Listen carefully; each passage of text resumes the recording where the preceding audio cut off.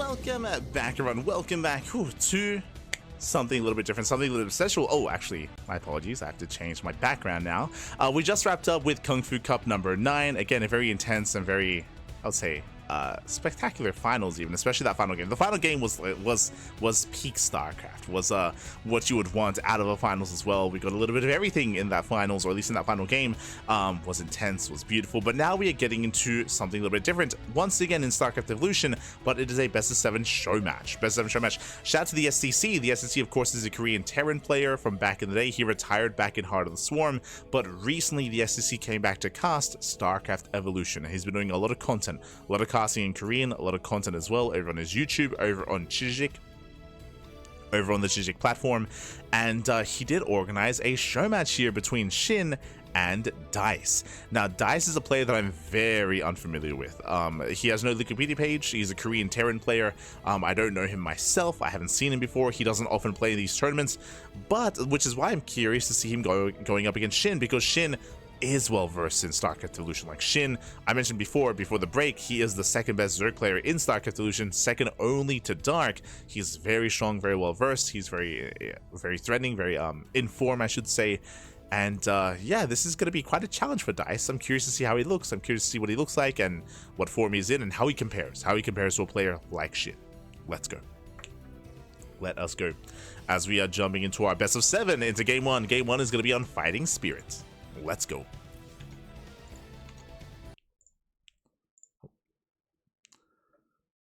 Are going to be loading into that first game.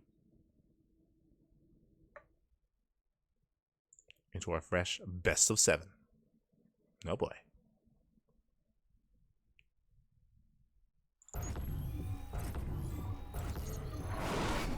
And spawning in the bottom right hand corner of Fighting Spirit, we have the StarCraft 2 Zerg player. We have the red Zerg representing Weibo Gaming. It is SHIN. And spawning in the top left hand corner, we have the Brood War Terran player. We have the blue Terran. It is from South Korea, DICE. Again, a player that I have not seen compete or play in any tournaments so far, but clearly has been playing StarCraft Evolution, and yeah, we'll see how he can shape up. We'll see how he can compare to SHIN. For the time being, though, we are going to be opening up. Now, first things first, when it comes to the build of choice, we will soon find out how well versed is he. Currently in the meta of StarCraft Evolution, when it comes to TVZ, Brood War Terran versus SC2 Zerg, there are 2 builds that have been very popular, very prevalent. The first one, of course, is 3-rack stim. Like 3-rack stim has been permeating through everything. CC first out of DICE, by the way. But 3-rack stim, and also double factory mass vulture into mech. So we'll see if he does whip out mech. We'll see if he does embrace bio, and we'll see how aggressive he is and how he does bring this all together.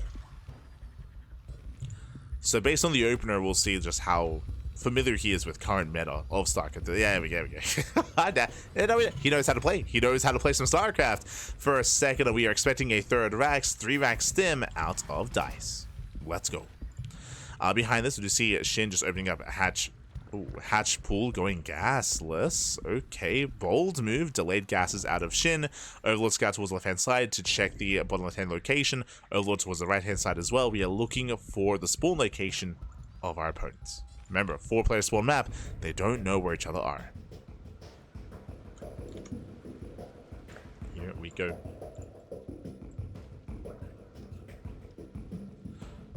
Oh, shout out to Hyper One. No one is familiar with DICE. Always told the SEC was he's an ex-StarCraft 2 pro of some sort. There is endless speculation that he's Fantasy or 4GG or something. Okay. Interesting. I don't know if there's much validity in assuming that it's Fantasy or 4GG. I feel like if it was either, specifically especially 4GG, I feel like it was 4GG, like he just used his ID. Like like I didn't see a reason as to why to hide something like that. So I would assume it's something less notable. I would assume it's someone more niche. Like I could see DICE being like Reality or not Younghwa. Maybe oh god, who am I thinking of? Salvage? Or Savage? Like I can see it being someone like that. Or who else comes to mind? Guilty? Maybe Guilty. Like I can see it being one of the more niche Korean Terrans. Less so than one of like the more known ones.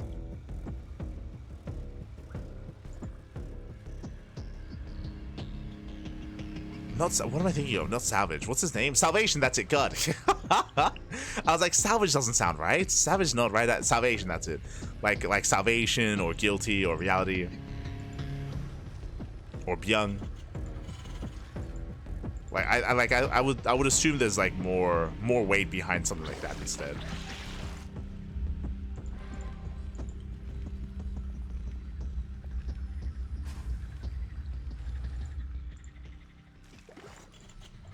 For now though, we are going to be building up again 3x sim, so standard. I say standard opener, a very meta build here from Dice, working towards that early sim timing.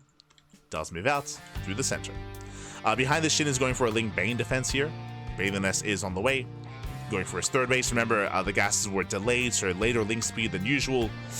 With a later link speed, this sim timing can be brutal though. He's sneaking up with the queens. Again, Shin has been greedy.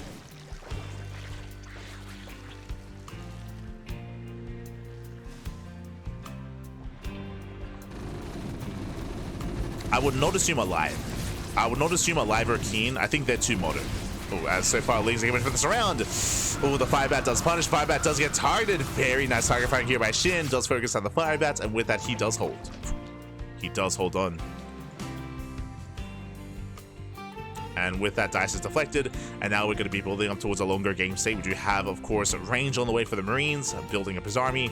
But yeah, my assumption would be that it would not be like a player that retired recently. I would assume that the reason why he would go by a different ID is because like it's been long enough where he's not really as attached to his ID. Like in my mind, that would make sense. Which is why I'm thinking like more so like Guilty or Reality or Salvation, more so than like an Alive or a Fantasy or a 4GG or like a Keen. Like Keen, he only retired like last year. Like that's where my mind would go.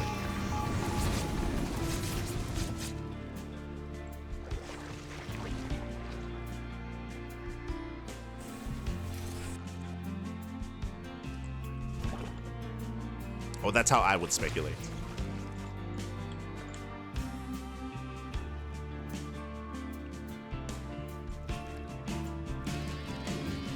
From here, Shin, again, he deflected the first wave, now going for his own lair. Lair on the way, double Evo chamber as well.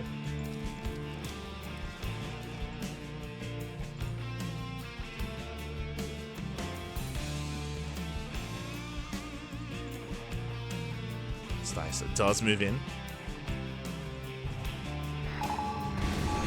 Stimming into the middle line, catching out a couple of workers. Shin, for more or less, is in position. He will deflect. He will hold on. It will deflect once again, catching out the Fire Bat. Very nice pick off. Again, the Fire Bat designed to protect this army. Without it, does get a queen, but the army is more vulnerable, as the Fire Bats are more like the anchor points of said armies. Meanwhile, getting to 1-1 upgrades. Remember, later lair, later bailing speed. Hoping to get this around though. He's coming in. Oh no! Oh my god, not quite looking, not paying attention. Massive connections here, and Shin shuts down the push. He shuts down the move out. Dice going for his own drop across the map. Does move out. Shin gets a supply block with that Overlord, at least for a moment. So he is slowed down. I miss Salvation. I was a big Salvation fan. He name changed. What did he go by before Salvation? Oh god, like it's been years. Or maybe Bravo. Yo, I was a big Bravo fan as well. I loved Bravo.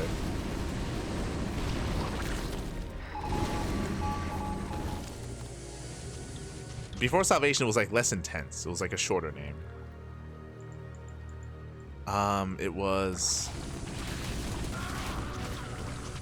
God. I'm gonna fold and look it up. I'm gonna regret looking it up because it's like on the edge of my memory. It's like on the edge of my brain. It was like a less intense name than Salvation. Forte, that's it. God, I was thinking like Alive or Reality. Like I was thinking like a short like single word phrase. Forte. I was a big Forte fan. Ah.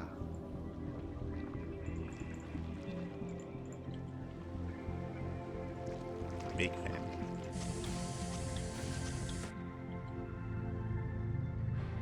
I feel bad for forgetting his name change. That's curious. He name changed from Salvation to Forte. Like Forte was a more modern name. Salvation was his OG name.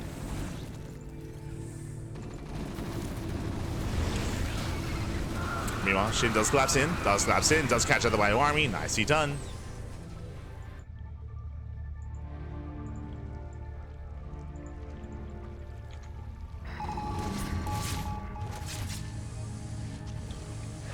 Magic Kim, I don't know who Magic. I don't recognize the ID Magic Kim.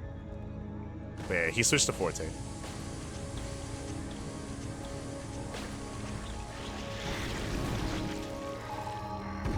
And there's a really nice photo on the Wikipedia. We actually know the person that took that photo. They were a big Saka fan in Korea who was a photographist that took a bunch of player photos at GSL.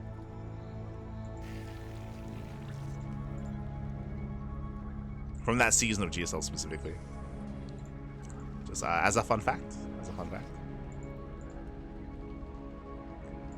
Photographer was not a CranKy Duckling, but a CranKy adjacent, or just friend.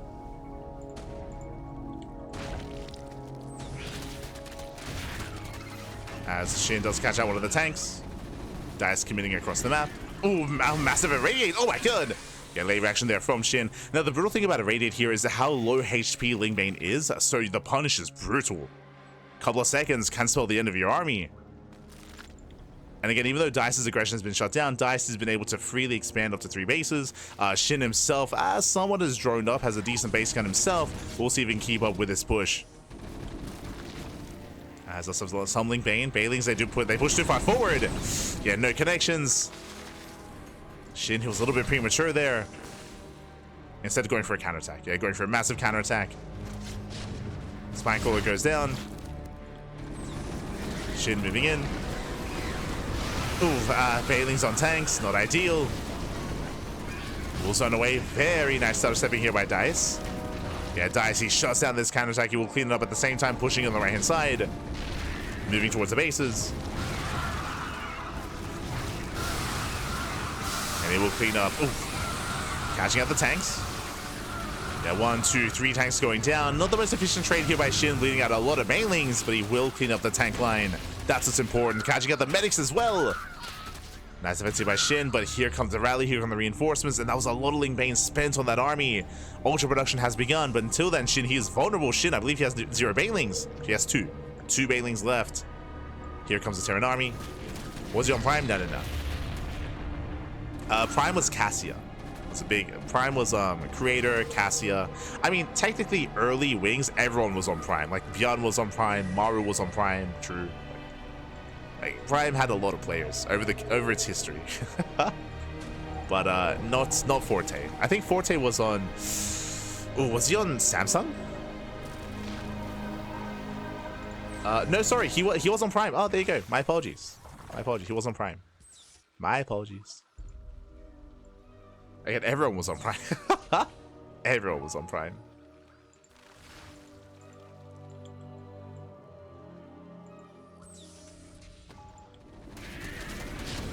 Ooh, we're radiating the Lings.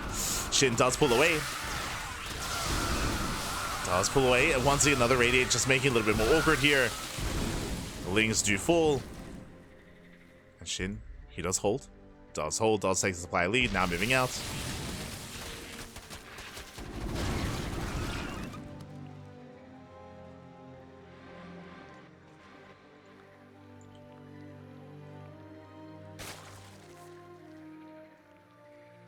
But yeah, I followed Forte mainly when he was on MVP. Mainly. Oh.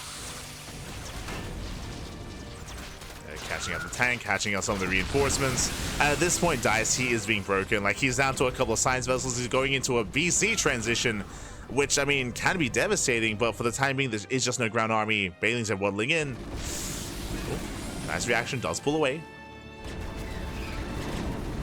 Does pull away.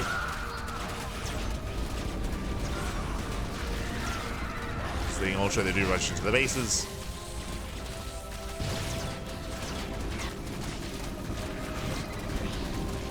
Oh god.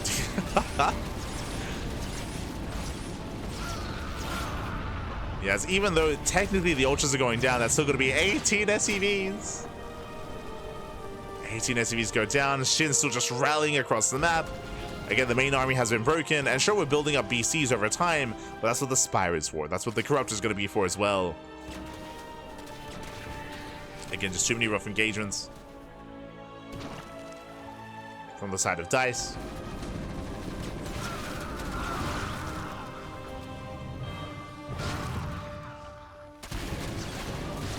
Likewise, collapsing in the army, takes down the tank, gets into the mineral line, and DICE just has nothing to defend. Nothing to hold on.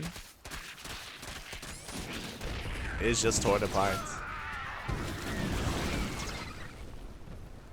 Overall, we did see some really nice micro moves here out of DICE, for sure. But just some really rough engagements out on the map as well, where he was arguably overextending. Where he was caught out. With that, we have Yamato on the way. Let's go. Researching Yamato. Character production has begun, going into Infestors. We have Neural on the way as well. Again, this is just a hard counter and to shut down these BCs. They're the only real thing that are going to be threatening Shin. Otherwise, Shin is looking very comfortable. Very comfortable.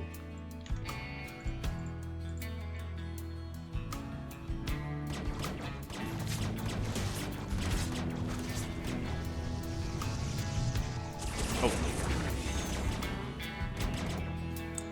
To recognize Prime, must be before I was paying attention. Oh, the team, yeah, the team. The team, Prime.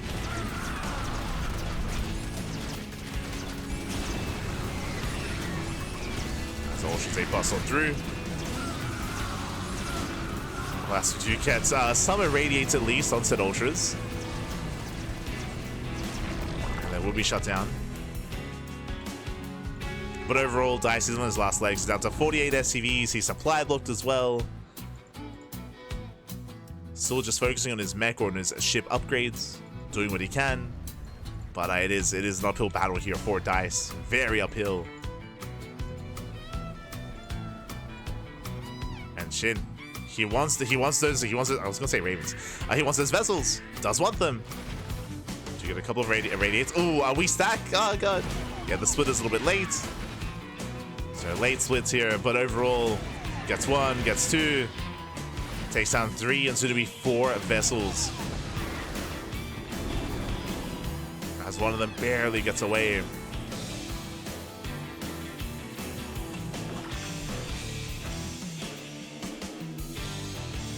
And again, the splits were good enough. They were good enough.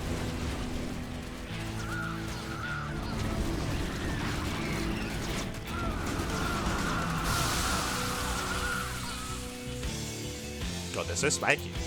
I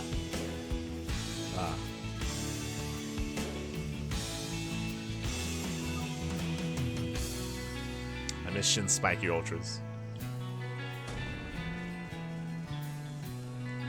And again, the only big threat here to Shin are going to be the air units. From here, it's also, I mean, we could even afford a second Spire, go into a greater Spire, and get ready for Broodlord Infestor. Can be what we work towards. Ling run by here into the mineral line. Invest, they're shocking for the BCs. And here come the Neurals. Oh, gets a vessel. Yeah, gets a vessel, gets every single BC. He Yamato's himself. Oh no. Does Yamato. Yo, we had the cleanse. I believe that was the restoration. Yeah, that was restoration. But we have plenty of Infestors. Yeah, plenty of Infestors anyway. For those that are curious, restoration is kind of like a cleanse or like a debuff to like remove the like an affliction from a unit. So that was a really nice restoration, but alas, it didn't matter.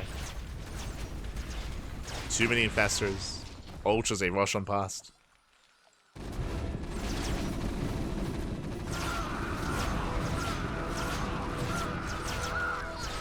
And again, that was like Dyson's. It was his final chance. His final fight. GG gets called, and Shin, he will take game number 1. Whew. GG. Does take the first game of the series. And again, Dice, he didn't look too bad at all. Like, he was able to hold his own. He was able to, again, have some really good kind of like micro moments and like solid army control as well when attention was being paid. But unfortunately, again, he was just overwhelmed and overrun out on the map. Multiple times he would lose his bio army, his tanks as well. Losses he couldn't necessarily afford. And he had a really hard time maintaining a higher base count to afford those losses. In the end, was overrun. GG. GG well played. Solid game there from Shin. Was quite greedy early on, and I was concerned about said greed, but overall got away with it. GG. With that, we're getting into game number 2. Ooh, got to be loading into Blue Storm. Let's go.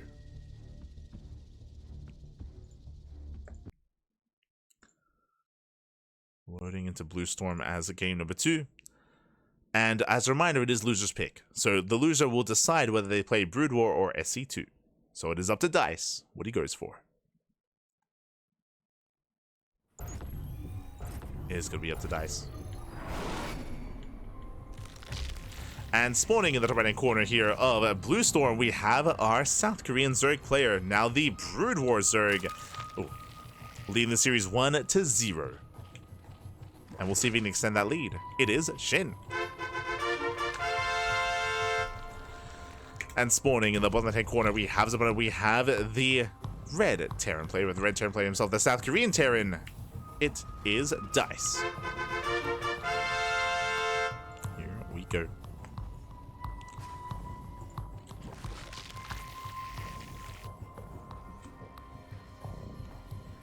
So we are going to be settling in.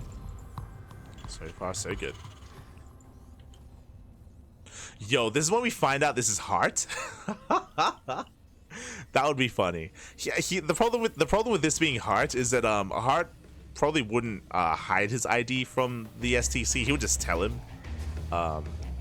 Unfortunately, I miss Heart. For those that don't remember, Heart, he was one of the Axiom boys. He was one of the Axiom Terran players. Very, very good Terran back in the day. And he was housemates with the STC. Like the STC and Heart, they lived together alongside like Ryung and Crank and Scarlet and everyone else. They were all in the Axiom team house. That hits home. Feels hard, man. Hits me right in the heart. I think for Heart it's a little bit different because for those who don't know, the CranKy Ducklings, we originated as Axiom fans, of course, back in the day, and it's a little bit different for Heart because when it comes to the Axiom boys, a lot of them have still been active in recent times. For now, standard open. I say standard open, sorry, late hatchery. Earlier pool, so, geez, gas first. Gas pull into delayed hatches here by Shin, so really fast link speed out of Shin, and he does somewhat pull out of gas. So earlier link speed than usual, earlier link production than usual as well. Meanwhile, we do see Dice going for a CC first. No, sorry, Rax Expand. Rax Expand into factory. Economic opener here out of Dice. But what I was getting at is that in regards to the Axiom players, Ryung is still active, right? Ryung, he's still competing. Crank is an active streamer. Alicia was still casting as well. If you know this, Alicia, he was actually streaming. Sorry, I think he was competing in Heroes of the Storm for a while, and was actually casting alongside Crank. I want to say even like as early as last year, maybe like in recent years. Oh my god, this one Reaper. In recent years, Alicia was still casting. Impact, of course, is now a bodybuilder on Instagram. So like we still have like these relatively like recent ties to a lot of the Axiom players. Fast, Jesus, 2 base Muto, one base layer. So we have recent ties to all the other Axiom players, except for Heart. Like Heart, he went to the military. We haven't heard from Heart in a long time. It hits in the heart, man. It hits in the heart. But again, insanely fun. This is crazy. Shin going 1 base layer. Behind this, Lings, they counterattack. They do hit the middle. They try to bust into the main. So far, SimCity is solid. Dice going for a 1-1-1 into a Hellion follow-up. And I worry that Shin won't even be able to defend against the Hellions. There we go. Side defense is on the way. Sunken colonies in production. So SHIN pulls away, he's droning on up, and this should be 2-base Muta. Like, we should be heading into a Spire. As a reminder, Hydra Tech is hatch based, so there's no need to rush into a lair for Hydras. It must be for either a Spire or something crazy like a rush into 2-base, I don't know, like 2-base Hive. There it is, there's a Spire, 2-base Muta. So 2-base Muta here out of SHIN. Dice checking his vision. He doesn't know. He missed the lair. He missed the lair timing. He barely didn't see it. The Reaper was further back. Hellion's poking in, but the colony is in position. You can see Dice rotating over towards the right-hand side. You mean Pimpact? Exactly. Ah, Pimpact. He's beautiful right now. Like, he's looking really good. Hydrogen is revealed. Again, that is meant to be a fake out. But yes, Pimpact back. Ah. He started as a meme, and then that meme became reality. True. Ooh, as the Liberator has arrived, no anti-air yet, no anti-air. Remember, there's no queens, and no colonies, no Hydras either. Liberator just getting free damage, and Dice, he will scout, he will check, he will confirm the Spire. He sees everything. We have a couple of Hydras on the way. Liberation on top of the base, forcing out some Scourge. Oh god, but the Scourge, they're being sniped. Oh no, the Scourge. The Scourge is going down. Oh god. Now he's rushing into Lurker Tech. Oh god, that was so much damage. That was brutal. So many Scourge went down. And again, SHIN is being punished for being too greedy. Like, 2-base lair like this, too greedy. The punish is brutal. Finally, the Liberator is going to go down.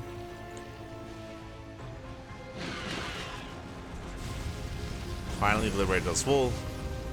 And Dice back at home, he's just chilling on 2 bases, getting a 3rd CC. He's up in economy. He's up in workers, up in resources. He saw everything. Now there's no potential for mutas. Now going into, again, laying a Hydra Lurker Scourge. Turrets are on the way just in case there is muta tech. Meanwhile, we're rushing into the Queen's Nest. Okay.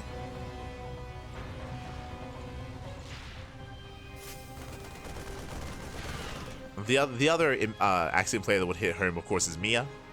Would be Mia. But Mia's a Zerg player. So.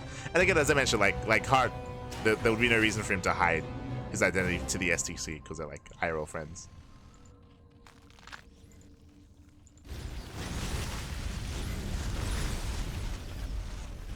But I do miss him. For sure. As Dice is pushing forward to have some lunkers in position. It's 4, soon to be 5 lunkers. Lings, they come in from behind.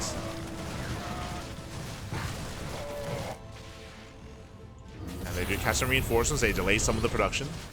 They disrupt some of the economy as well. Not bad. Dice just waiting for his medevacs. Dropping in towards the natural, potentially. What's the plan? Where are we headed? As more lurkers are arriving, here come the Hellbats. I mean, the concave is decent here from SHIN, but I don't know if it's going to be enough. There's a scan, he moves in. He does sit forward, gets the first lurker. First lurker goes down. The lurker's trying to reposition. And so far, so good. SHIN is holding. SHIN does hold. Dice backs off. Dice freely, just getting his 3rd.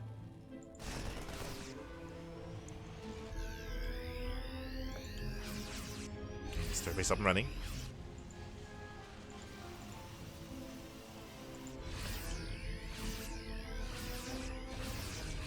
Still being active.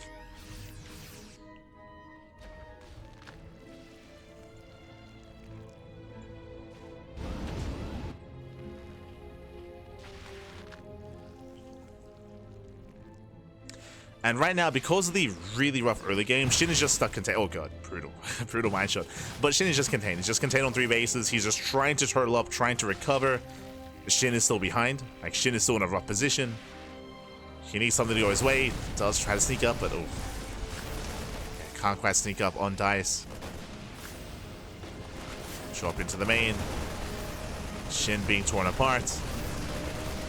Does have a couple of Scourge. Ooh, very nice target firing. Nice. Calm down.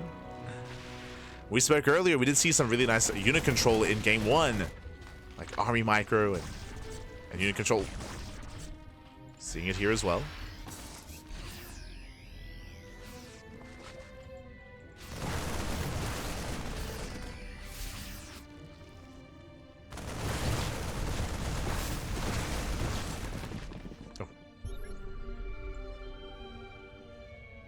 Likewise, Shin scuttles away. Oh my god. We'll lose one lurker. Lurker goes down. Yeah, just cashing out free lurkers here. 1, 2 lurker kills. And Dice, it might just stay in and go for the kill. It's difficult to kind of break these entrenched positions. But in a head-on fight, like Dice will win this. As it's catching out even more lurkers. More lurkers going down. There are how many lurkers left? 16? 8, sorry. 8 lurkers remaining. Remember, there is a bug currently regarding the amount of lurkers.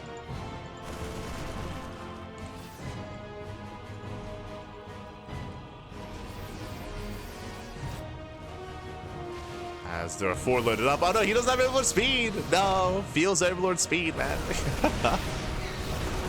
But it says 18. I think there's around like maybe around like 11 lurkers.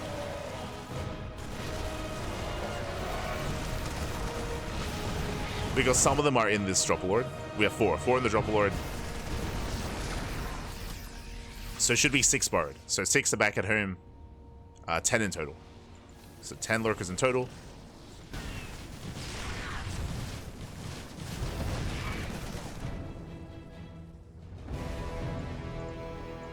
Just trying to keep up with the rotations. Lurker range looks so small because it is. Like, it is intentionally smaller. Here we go, drop into the main. Does go for the drop into the main. At the same time, June drop into the main base of Shin. Shin out of position. Does drop into the production. Nice setup. Likewise, trying to break in towards the natural. Shin, likewise, his main base is exposed. Yeah, the drop does unload. Dice going for the kill, going for the main. Shin is forced to race back home. Lurker's doing some damage in the main, but only some.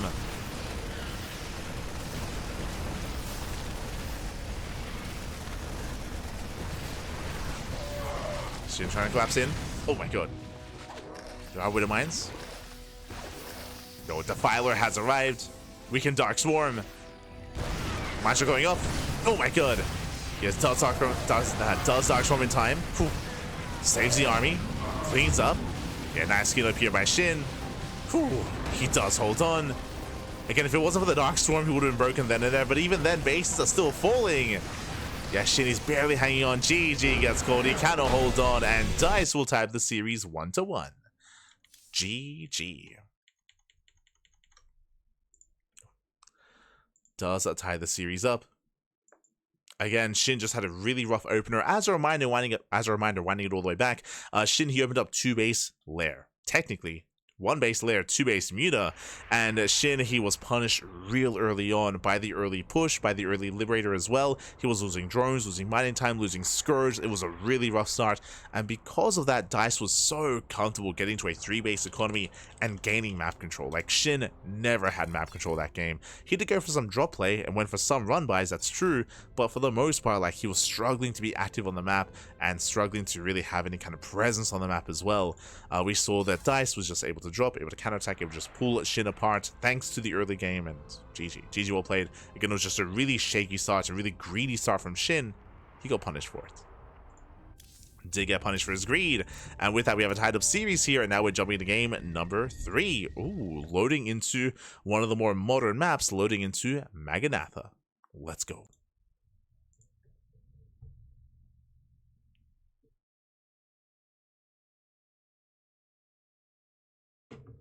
We go.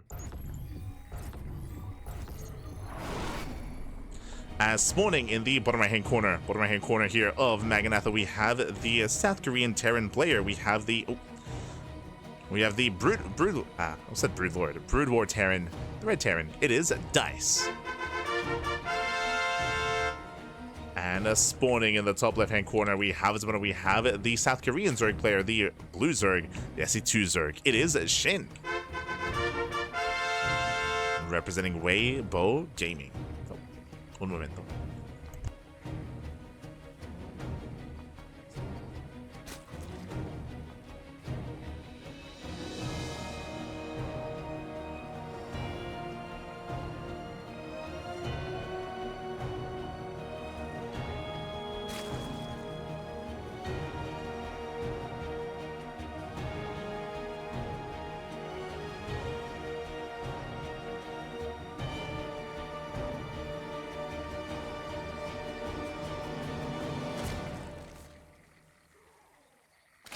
Okay, we're back. My apologies. Sorry, just had to make sure that everything was okay. But we're good. We are good to go. So far, we do have our opener, Hatchgas Pool out of SHIN. Meanwhile, we do have DICE going for his own ranks expand standard opener out of DICE as well. And I have limited experience when it comes to StarCraft Evolution on Maganatha, I'll be honest. I do have limited experience when it comes to this kind of setup here. It is, of course, a larger map in the map pool, and we'll see how these two compare to each other on Maganatha. Again, larger map typically indicates longer games and more kind of late game scenarios. We'll see that continues here. See Megawhack in the chat. Is Dice an SC2 player? I don't recognize the name. Dice, he said he was an ex-StarCraft 2 player, but he has no Wikipedia page, so he's a little bit more anonymous. I think there's, because he said he was an ex-SC2 player, I think a lot of people assume he is like an older, retired StarCraft 2 player. Who exactly? I mean, there's just so many to pick between. Because of that, I don't think it's like worth speculating. I was mentioning earlier that I would just assume like it's an old like Kespa Terran player, like a Guilty or a Reality, or a Forte, or a Brave, like a player along those lines. From way back when. But regardless, really cool to see them competing. Really cool to see.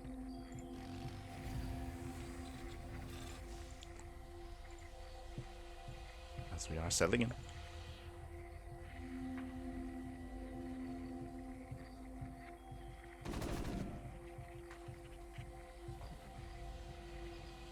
So far, Dice does zone away. Does zone Lings away.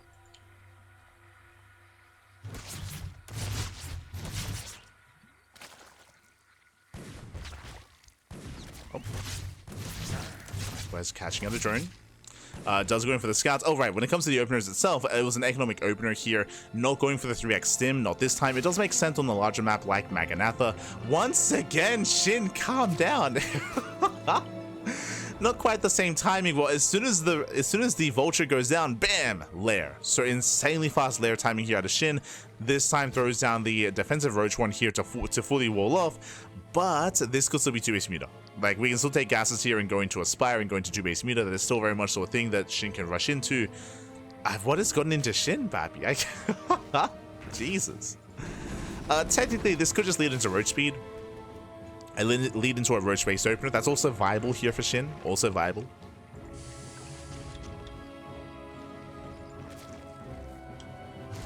It's action. Kappa. It's Flash's boy.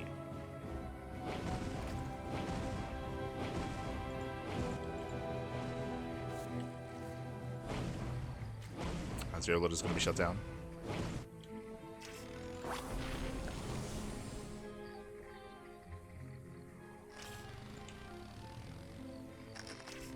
Dice is moving in.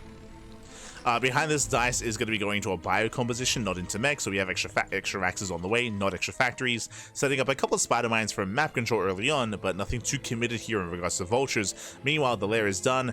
4 gases were not taken, only going up to 3 gases, which means we are committing into roaches, not into spire, not into mutas. So he's going for a roach heavy composition instead.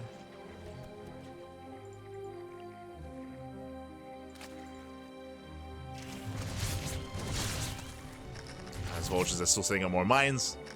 Oh my god. Very clutch control by SHIN. that was very close. Targeting down the mine ahead of time. The roaches are revealed, and Shin will hold. Ooh. Once again, very clutch snipe. Oh my god. Very clutch. Jesus. As we have yet to see one of these mines connect. Vultures, they bypass the army. They go straight for the mineral line. The wall is open. And drones are getting one shot. Except for one, 2 drones going down. Dust from here busts into the main.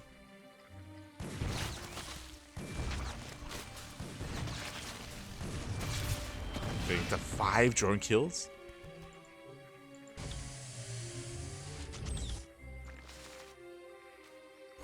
Five workers going down. Guys dropping across the map. Again, we still have minefields. What's important about these spider mines isn't just how much damage they do, but it's about scouting, right? They do give you vision here, and they do get eyes on this move out, so the Wraith will attempt to delay as well, as Shin does push. At the same time, Dai's going for his drop into the main. The armies, they pass by each other. Shin has been droning.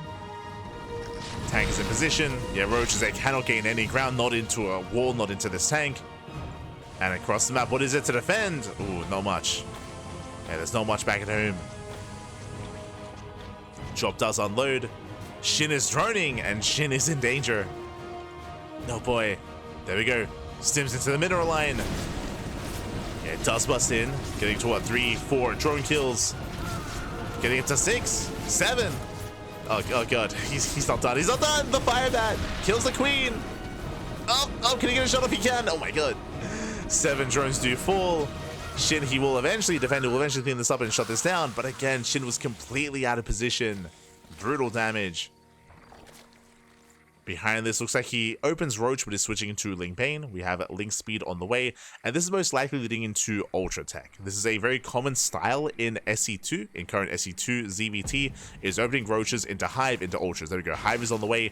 We expect to see +1 melee after +1 range to switch into that kind of more melee Ling Bane Ultra composition. That is what we're expecting.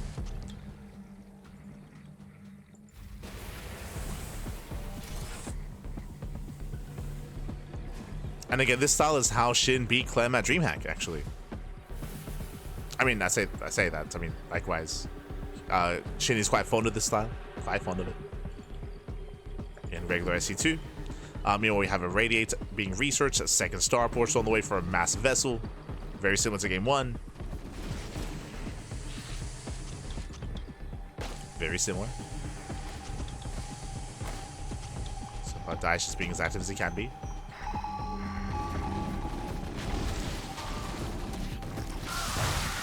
Just being active.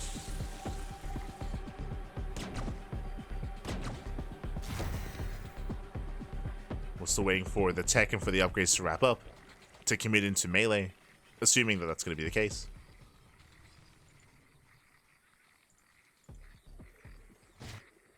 And there it is, Ultras.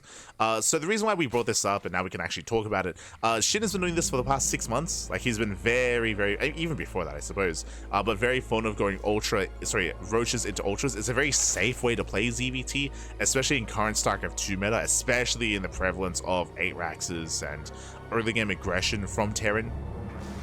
And of course, especially in the wake of the Baneling nerf as well, that does make Ling Bane openers more vulnerable. So it is just a safer way, more secure way to play. And the scary thing about this, of course, in StarCraft 2 is that because we're rushing into tech and rushing into Ultras, often the Terran player isn't ready with Ghosts. Likewise here, is DICE going to be ready for the Ultras themselves? So far, unscouted. So far, unseen. He did spot the Infestation Pits, but he might just assume it's just Infestors. Yo, let's go. We have Optic Flare on the way.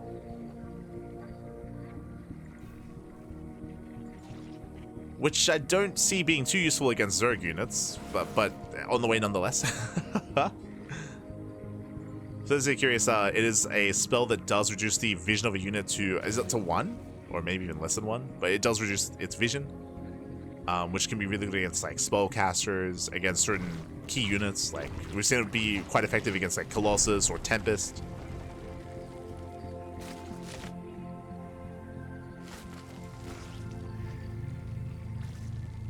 Or Oracles, for example. I can see them doing well against specifically the Vipers. along those lines. As the armies, once again, they pass by each other. You have DICE coming in on the right. So we have a SHIN moving in towards the left. And do we go for the base trade, or do we trade bases here? There are tanks on the low ground, but the natural base is exposed. SHIN, he responds. He races back home. SHIN, he does race back. Expansion goes down, and can he catch out the army? Up, DICE, can he get away? Can he get away? We do irradiate some of the banelings. Yeah, DICE is trying to race back. SHIN, he's here to cut him off. Remember, there are no dropships. Not with this army. And SHIN collapsing in a little bit too soon. Oh, yeah, the Lings, they move in too soon. We do get a blinding cloud. And here come the banelings, and we completely sandwich the army. Ay, losing everything. Yeah, the army does crumble. Nice catch here from SHIN. Do get the irradiate off though. Nice irradiates. Despite that, catching out more of the units, more reinforcements. God, the irradiates are brutal. Jesus. Yeah, very brutal here. SHIN pushing in, breaking down that front door. He will throw away these roaches. They've served their purpose. At this point, do we have a spire though? Ooh, no spire. Right now, there's no good answer to these vessels outside of parasitic bombs. It's going to be power bomb versus irradiate. That's going to be the only anti-air here for SHIN. And I do think that irradiate does fare even better against Lingbane Ultra.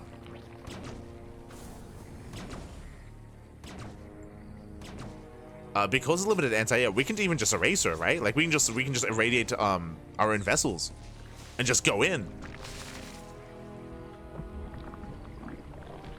You know, BC production has begun.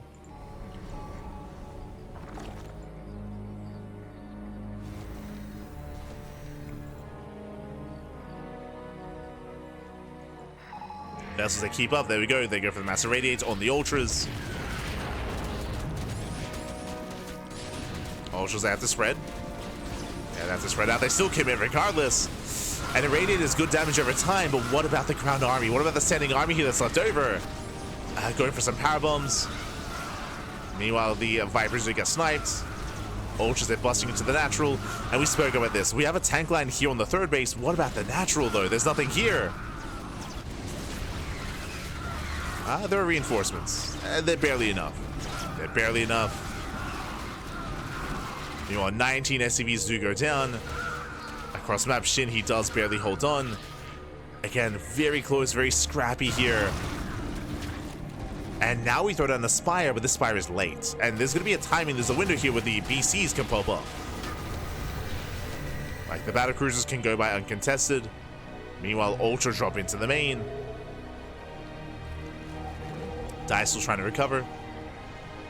He was able to snipe all the Vipers. Vipers were sniped. Irradiated Ultras look cool. It's like they're hulking out. They're they're getting angry.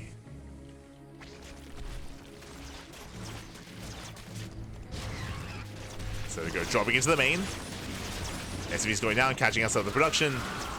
Ooh, escaping is not going to be an option. It's going to be difficult, I should say. Yeah, likewise, more Ultras towards the fourth. Nice defense matrix. Ooh. But last the Ultras, they still break through nonetheless. And that's a lot of BCs. But the Corruptor should be on the way. It should be. As likewise catching out more of these tanks. Lings, they bust in as well. Oh my god. Does accidentally borrow. Bit of a misclick. I think it was trying to borrow these units in the main to save them. As we get another 18 SCVs. Corruptor production has finally begun. There's some Corruptors on the way. I mean, shout out to DICE for just cranking out so many workers. He still has 73 workers. That is crazy. That is an insane worker count.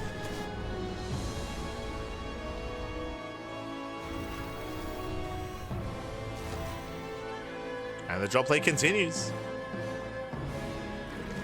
Like, considering how many workers he's been losing, I should emphasize. Like, he's just been making non-stop SCPs.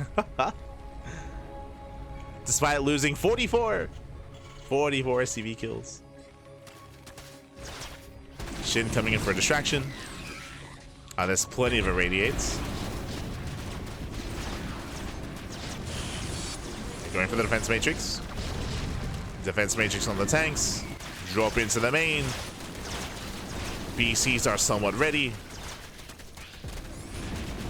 Trying to go for some of the higher form of tech. Catching out a tank. And how many corruptors? 17 corruptors. Man. That's a lot of corruptors.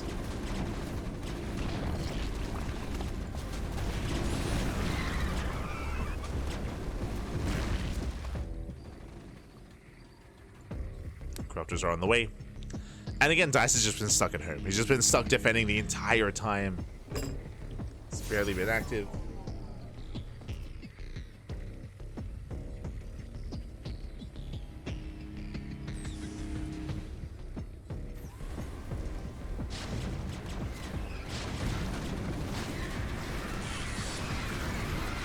Oh.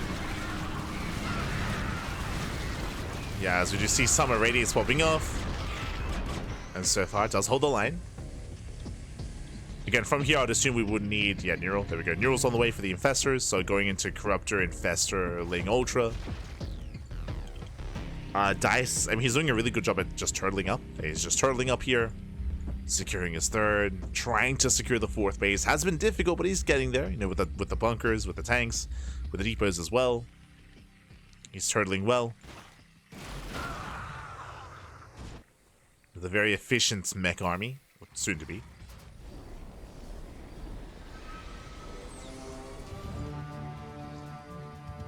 Now, it is going to be difficult for Dice to get a fifth. Like, the fifth base is going to be a very difficult expansion to maintain for Dice.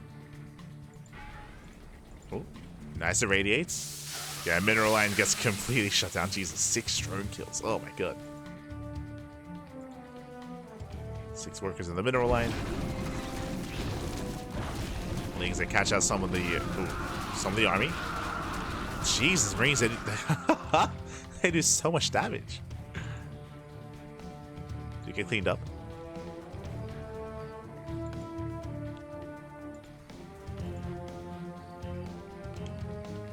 From here, we're up to how many? Up to 24. 24 corruptors.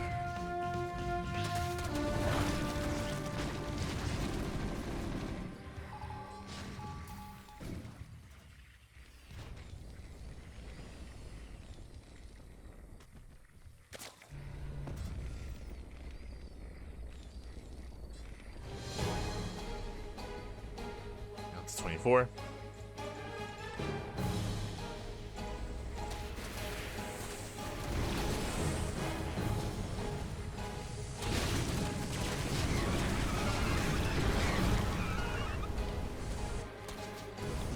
We spoke of the 5th base, and it's getting up there. The 5th base is more exposed now. This is an area that Shin can start to push into.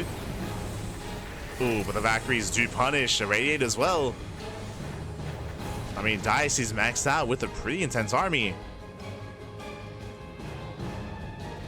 Now we get the Viper. And a head-on fight, I think I might favor Dice. I mean, it'll depend on the engagement, right? It'll depend on the spread. It's going to be on the Corruptors to spread to avoid Irradiate damage and to avoid the Valkyrie damage as well. Otherwise, Dice could dominate the air fight. Likewise, Infestors, it's going to be on them to Fungal or to Neural the BCs. This is so risky. Bearing in mind that the vessels are detectors. Jesus. Diva every time. God damn it, Shin. But he has to be so careful here with these Infestors. If they get caught out, that can be game. Nice Fungal. And nice Fungal growth. Once again, just locking down the army. Likewise, here come the Valkyries. Yeah, Brutal Radiates. Radiates popping up here on the Infestors. Fungal tries to lock down the army.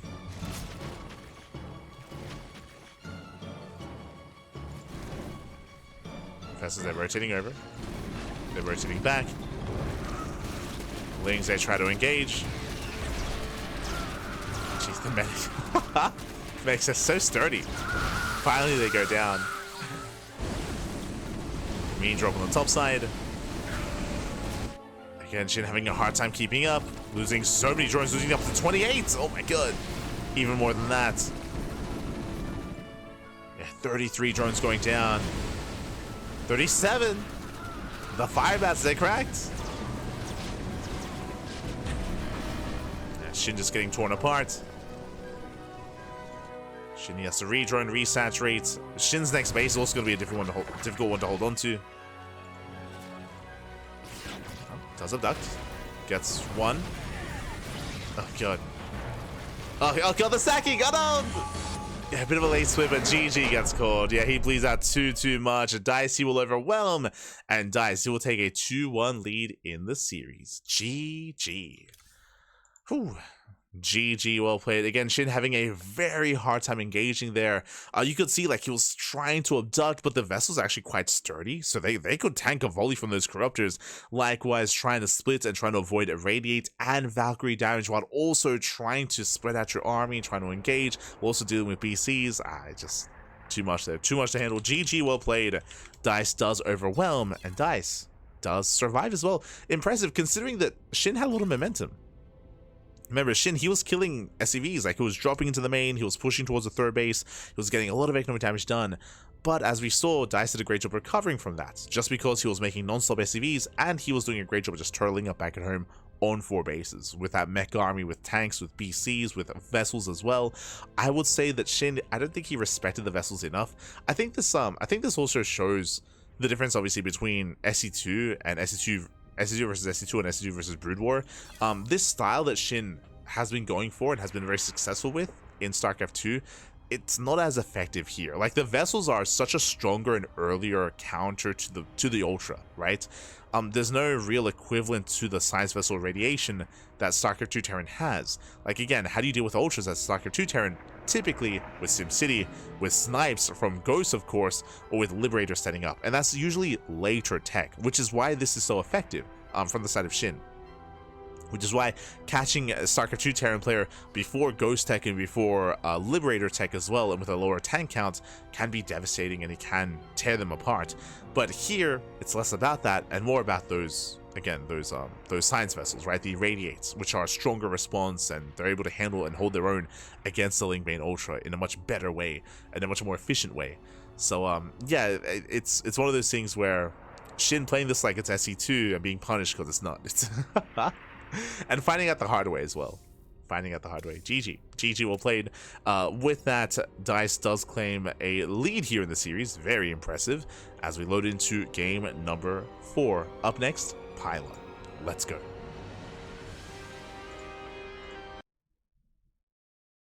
Here we go.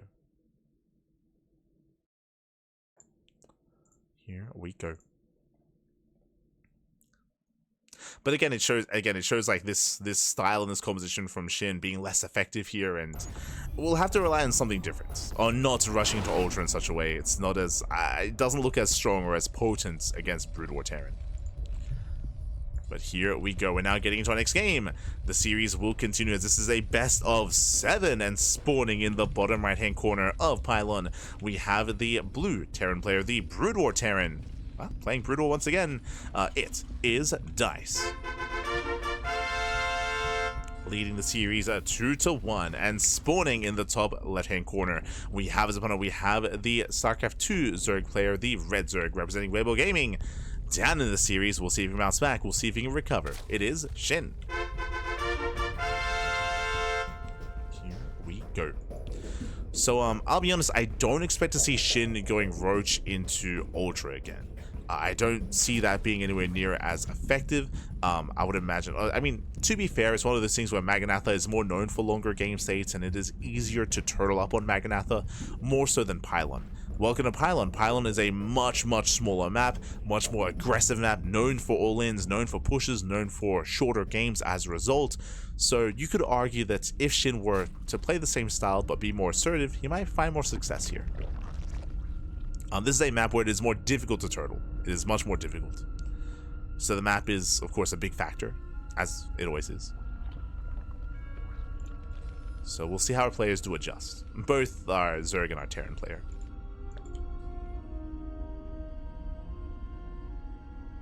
Here we go. See, so I'm asking about the maps and the resources. So here there are more. Yes, the patches are brighter. That is intentional, I believe, because the bases they hold more resources.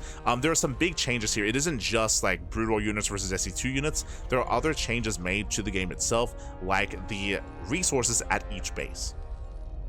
So the resources at the main base, the natural, at all the bases have been increased. So now you can stay on a low base count for longer. If you recall, this was changed coming into Legacy of the Void to try to incentivize faster bases and more expansions. Here, being stuck on 1, 2, 3, 4 bases is more viable in StarCraft Evolution, as there are just more resources. Likewise, when it comes to other changes, high ground is another big advantage here because there is now a mischance. In StarCraft 2 there isn't. There is no mischance if you're shooting from the if you're shooting from the low ground to the high ground. There's no mischance in StarCraft 2, but there is in Brood War, and now there is in StarCraft Evolution as well. So there is a chance to do 0 damage if you're attacking from the low ground. There's also a chance to do 0 damage if you're attacking into something like this, into tall grass. Tall grass, steam vents, like obscured vision. So because of that, positional play and the maps themselves are even more impactful here in StarCraft Evolution.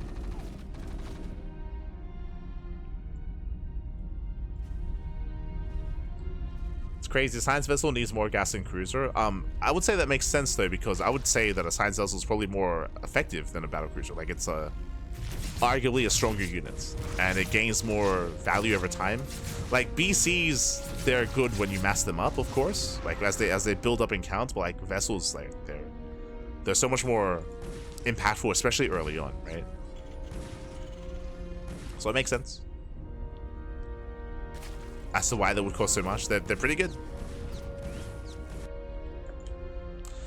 Meanwhile, Shin, he is cutting workers. So he does cut workers earlier. He does make a massive surge of lings, and now going for a run by.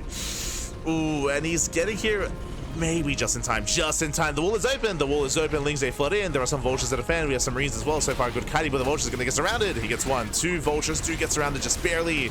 He gets 1. There we go. Second vulture goes down. A couple of SCs are being pulled, but in the end, Dice will hold. Dice, he will hold. He will defend.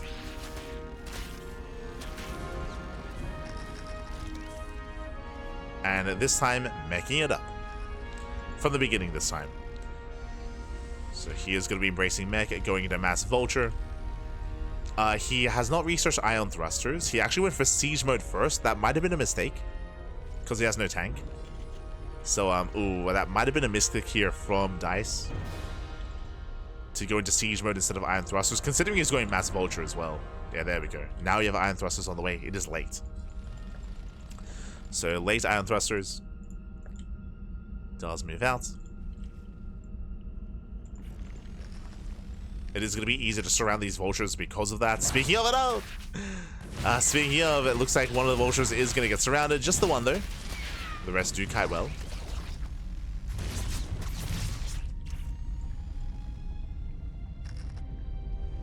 Here we go.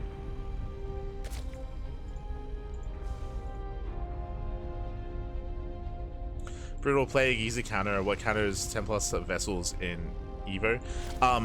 Just to reiterate once again, one of the big issues, and I was trying to like hammer that down when it came to the last game, when it comes to Shin versus Dice on Maganatha, is because of Shin's build, he was hyperfixated on that ultra timing, and it felt like very well countered by the vessels. Because of that, Shin's spy was very late, and by the time he got into Corruptors, like there were already like so many vessels and BCs. Like a lot of that game state was kind of like we were led into that game state because of the mid game, because of the builder choice, and like there's a lot that played into like the state that Shin was in and why he struggled so much.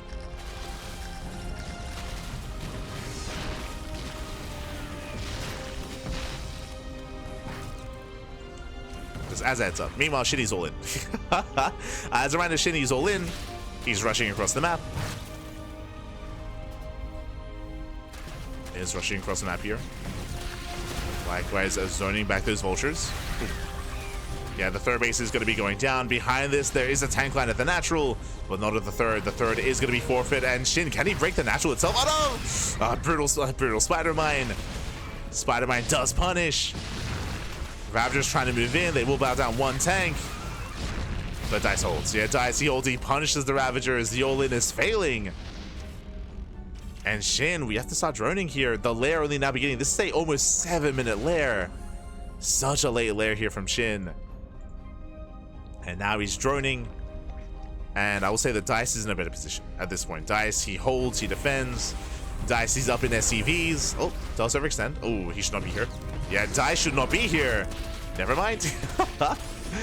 Dice had a good defense, but oh, he does overextend here. 5 SCVs going down, 6 SCVs. This should not have happened. 7 SCV kills, getting up to 8. Almost 8. Dice, he was just a little bit too excited. He was a little bit too excited after the defense. He took his third base too early. So Shin, he's still in this game. Things were looking rough, but Shin, he was just able to recover at least somewhat. Get some SCV kills.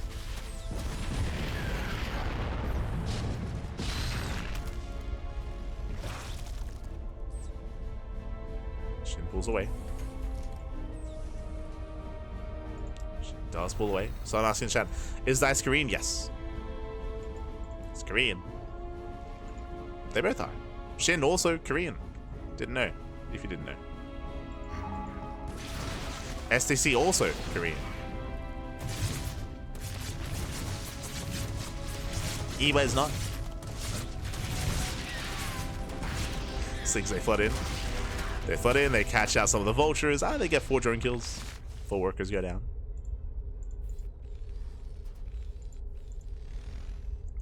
Do go down. A Dice from here can now establish his own third base. Third expansion on the way. Once again, he's just turtling up. And we have a bit of a shaky back and forth here. Like, initially, Dice had a beautiful defense against the all-in, but then he expanded too soon. He overextended, lost a bunch of workers. So now we're in a more tricky kind of game state. It's a little bit more in flux. Shin going into Swarm Host. Okay. Interesting. We'll see how this works. So, a couple of things here. Swarm hosts in StarCraft 2 are very niche in this matchup.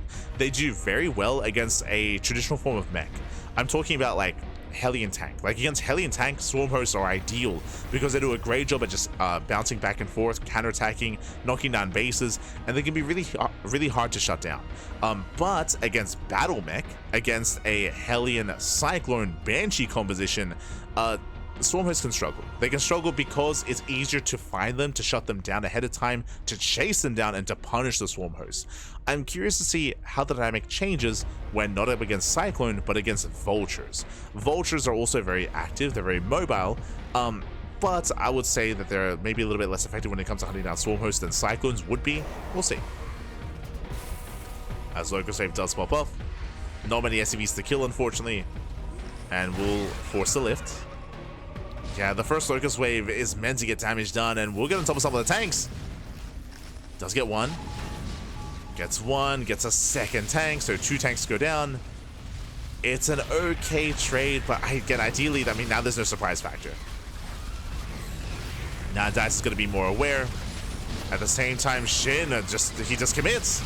Does commit in. At least tries to, gets another tank. Yeah, 3rd tank goes down, a 4th tank barely goes down as well. Shin, he's maxed out. Doesn't quite break through the siege line. But Shin, he's not stopping. Shin, he's not droning. He does take the high yield gas geyser. Shin maxing out on Roach Ravager. And his goal here is to just keep trading. Just keep trading. And he gets another 2 tanks. 2 more tanks go down. And yeah, I was curious, and I would say at this point that Swarm hosts, they can trade quite well here against this.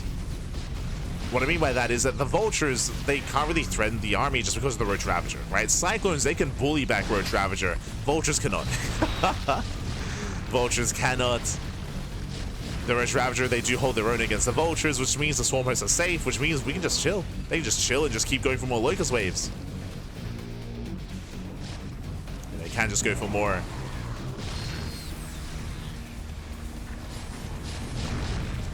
as they do dive into the tank lines. Once again, getting another tank. Another tank goes down. 15 SCVs. Ay, ay, ay. Yeah, brutal economic damage. And SHIN just keeps rallying. Just keeps rallying in. And again, the Vultures, like the meant to be more mobile army here of the Terran, just cannot get on top of the Swarm host. He cannot get past. Roaches, they push in. They get another tank. Nice irradiate here on the Swarm host.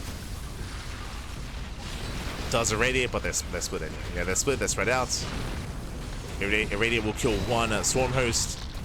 Here comes another Locust wave.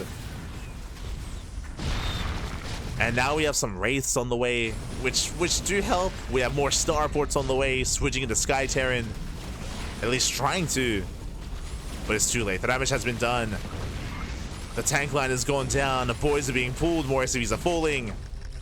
Oh my god, even forcing friendly fire. And SHIN has done it. SHIN, he has done it. He has broken a dice. And again, now DICE is switching into a more Sky Terran heavy composition, but the damage has been done. Like it's too late. It's too late at this point. Made some Valkyries as well. Interesting.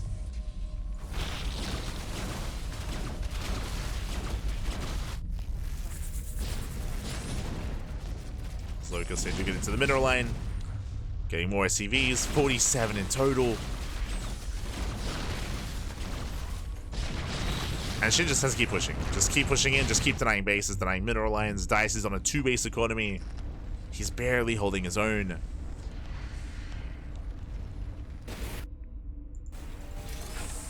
It also doesn't help, as we mentioned, this map as well is quite exposed. Like the third bases are a lot more open. A lot more open compared to on Maganatha, compared to some of these other bases. So, sorry, some of these other maps. Oh, nice catch. Nice Widow Mine shots, or Spider Mine shots.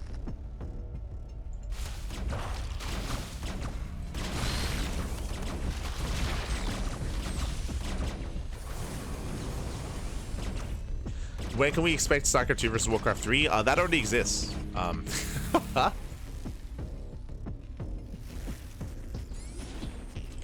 already exists. We cast. We'll get into it. So far, more SCVs going to be falling. DICE, he just can't expand. He can't mine that. But yes, this is StarCraft Evolution. For those that are maybe tuning in for the first time, StarCraft Evolution, this is a mod that does bring together Brood War versus SE2. It is an actively updated, actively balanced mod as well. Shout out to the team working behind the scenes on all the custom assets and models as well, on the Valkyries, the Wraiths, the Vultures, the Spider Mines, the Science Vessels, the upgrades, like the everything. It is all, a lot of it I should say is custom made. Some of it taken from like co-op. I think there are like some models that some Brood War units that are in co-op that aren't in other versions of the game. But like even the depots, if you can see, they're different. Like these are old custom assets here of the depots, or custom models I should say.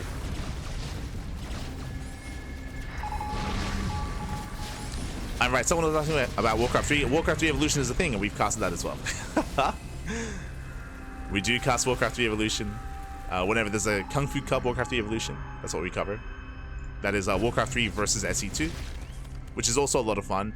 That is more crazy. Like that is yeah, that's a wild ride. If you've watched us cast Warcraft 3 Evolution, that is crazy. Like seeing like a Mountain King jump in, thunderclap, and just kill an army of Ling Bane is crazy. Like the hero units of Warcraft 3 Evolution, like mate, they're built different.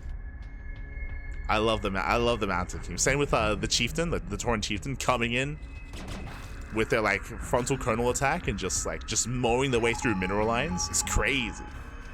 So if you haven't watched Warcraft 3 Evolution, I do recommend checking out our VODs on YouTube. Like we've covered that.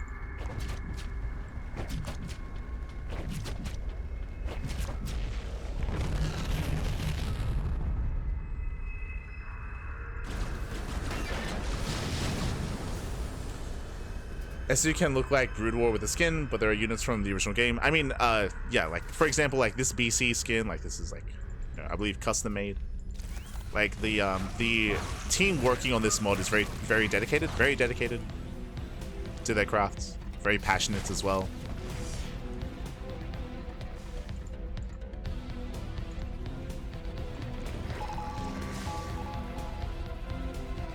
For Yamada upgrade from the science facility. But again, like DICE, he has been able to somewhat recover. Sorry, I was just going on a bit of a tangent here as we've seen SHIN just knocking down bases, but we do see a mineral line going down. 18 drones do fall, a nice damage. And DICE, I mean, he has weathered the storm. He has reestablished his third and his fourth base, and now he's been able to get into a more Sky Terran heavy composition with BCs, with Wraiths, and with Valkyries. Irradiate's going to be coming in. Ooh, and SHIN, he does have a hard time splitting. Just taking a lot of hits, taking a lot of damage. Again, we've made the switch out of pure Roach Ravager Swarm Host into a more Hydra heavy composition to help deal with this anti-air army. I'm a little bit concerned that we've maybe dedicated too much to Hydras. We don't have a Spire, I believe. Sorry, Spire's done. Spire's done, no upgrades. But Hydras are not as ideal. And oh god, the Irradiates, they do punish. Oh my god. Yeah, splits are delayed. And DICE, he's in this game. Like, he's back in this. Of course, SHIN still has that massive supply lead, that is true. But DICE, he was dead in the water. Not as much anymore. Likewise, Valkyries, they do punish the Locust Wave. Locust Wave, they get 2 tanks. Another BCs! Oh, they do overextend. Yeah, big overextension from DICE. BCs do go down.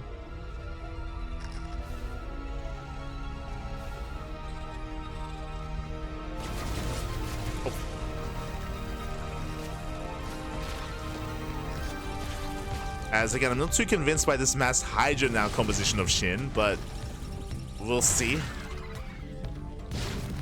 Alright, they're coming for the yoinks. They get one, they get 2 tanks. 3 tanks going down. Science Vessel as well.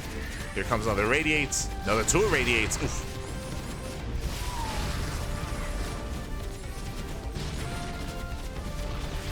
As Hydras, they do punish the base. Abductions are just getting the 1 vessel. Locust Wave from behind. Again, I do love the use of these Valkyries, able to like punish the Locust Waves as they're in the air. Like Valkyries, they do so much anti-air or splash damage. The Locust Wave gets annihilated. SHIN gets forced back. Now, these trades are inefficient for SHIN, that is true, but SHIN has the bases, he has the economy. Right now, it's okay for SHIN to trade poorly as long as he also deals damage here to the 4th base of DICE. Like, these are trades that SHIN can afford and DICE less so. So it is a little bit brutal seeing all these Hydras going down, but for now, it's worth it. For now. As long as he's able to get into the mineral line. Once that stops happening, then I'll be getting worried for SHIN.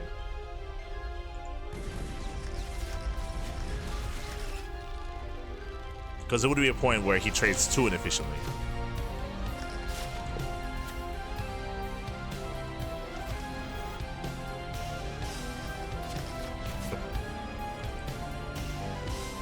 So the Hydra Viper coming in on the right hand side. Doesn't get a tank. He gets 1, and once again, because the angle was able to deny the base. He's denying the expansion. Hydra's a lunge in. He wants the CC. Oh, he's not going to get a brutal irradiates. Oh my god, the entire army gets irradiated, and the Hydras, they just melt the Vipers as well. And this is one of those fights where it wasn't worth it. That was, oh god, that was brutal. And you can see the supply is now starting to even up. This is where I'm now concerned for SHIN. That was a brutal trade. He got 10 SCVs, but he lost so much, and here comes the counterattack. Now we have 22 Corruptors on the way. But these are, I believe, 0-0. Yeah, there's 0-0 Corruptors. Like, once again, the Spire was late. The upgrades are non-existent. 0-0 Corruptors. Now, SHIN does claim bottom left.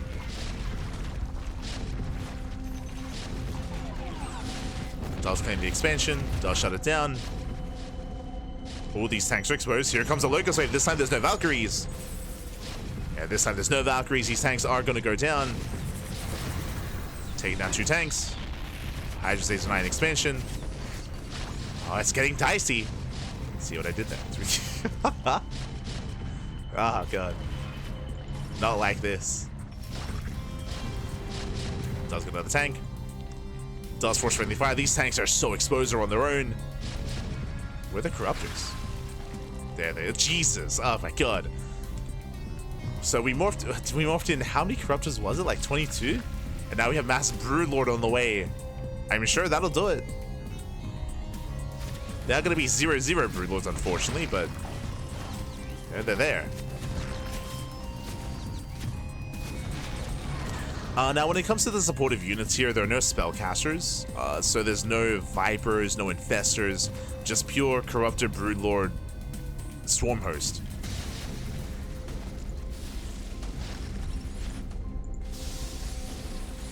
So again, the army doesn't really have too much finesse to it, but Shin can still pull this off.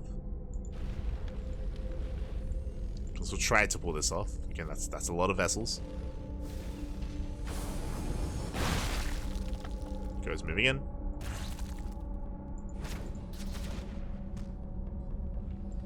Does take some Michaels to the face. We have 4 more Valkyries on the way.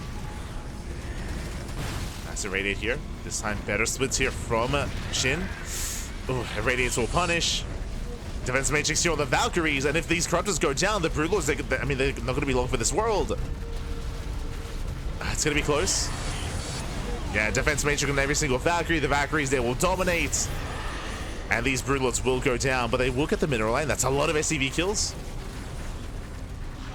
A lot of SCVs are falling, getting 12 SCVs. Locust Wave moves in. Again, with this Defense Matrix, yeah, the Valkyries, they just bully back those Broodlords. Bully them back, they shut down all the Overseers as well. Shin, he's in trouble. Up. Oh my god, another Irradiate. Now, bearing in mind that Dice has no economy, he's down to 37 SCVs. 37 SCVs, he has no economy. Dice is pretty all in with this. Now, he can still win the game with this fight, with this army, if he pushes here and now. Oh, brutal stacking. Oh no, the stacking. Split, Pappy, split. Oh my god. So much damage. So much damage to the Corruptors. Again, Dice, we gotta go here and now. We cannot wait any longer. Not against Shin. Not like this. If given time, Shin is making more Corruptors, making more Hydras now. Dice, he's crazy. He's trying to mac her out of this. And it's not gonna happen. Losing more SCVs. Losing more workers.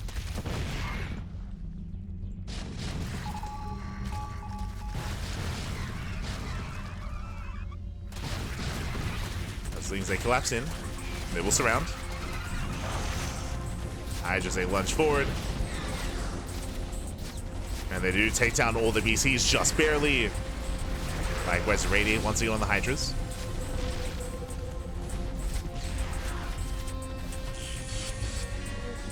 Does a Radiate. Vlad's pushing forward.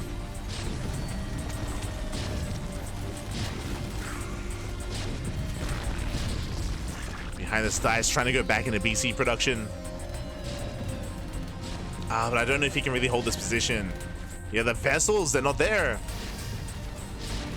Broodlords, they pop off. They bring down the tanks. Valkyries move in. Nice target firing. Very nice target firing. Does focus out 3 vessels.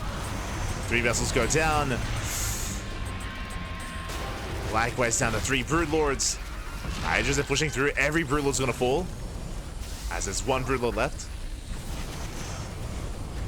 Yeah, just 1 Broodlord. But the Hydras though. The Hydras, they're holding on. Remember, Valkyries, they don't shoot down. Gee, it's so messy. But Shin has done it. Shin has done it. He has broken the main army. He breaks through the 4th base, the 5th base as well. We're out of Irradiates. And again, the Valkyries, like, they can't really hold their own against Hydras of all things. But again, a very scrappy game. Very back and forth. It went both ways. Quite some time. Dice had a crazy comeback. Remember, there was a time in this game where he was down to 2 bases and Shin had like 5. But Shin, he's done it. He's done it.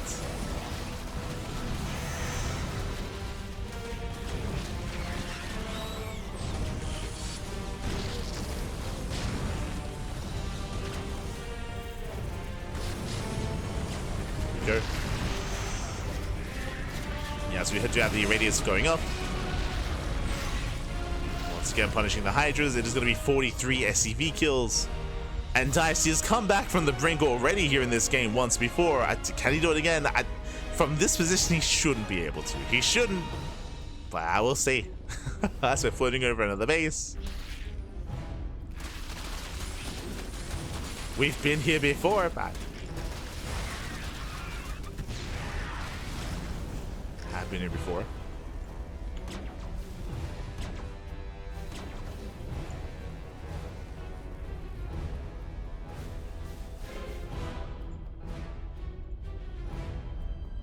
SHIN pulling away, now going to Mass Infestor. He's got Neural in production as well.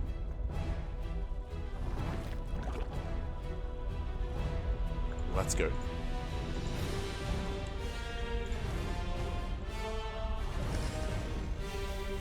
TheStC is down to 7 SCVs. We're down to 7 workers, man. And again, like, if it was any other player, it's like, yo, I mean, there is some cope involved, of course, but at the same time, like, he was already on the brink earlier in this game, and he was just out trading shit. It was crazy. At this point, though, one base. This is the last base. There's no natural, there's no main, there's no third. Just one expansion remaining.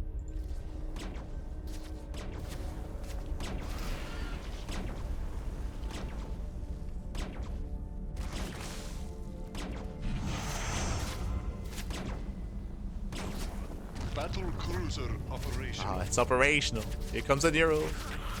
DC goes out. Oh, let's go. Neurals are science vessels. You can target them down as well. There was one irradiate that went off. Just the one.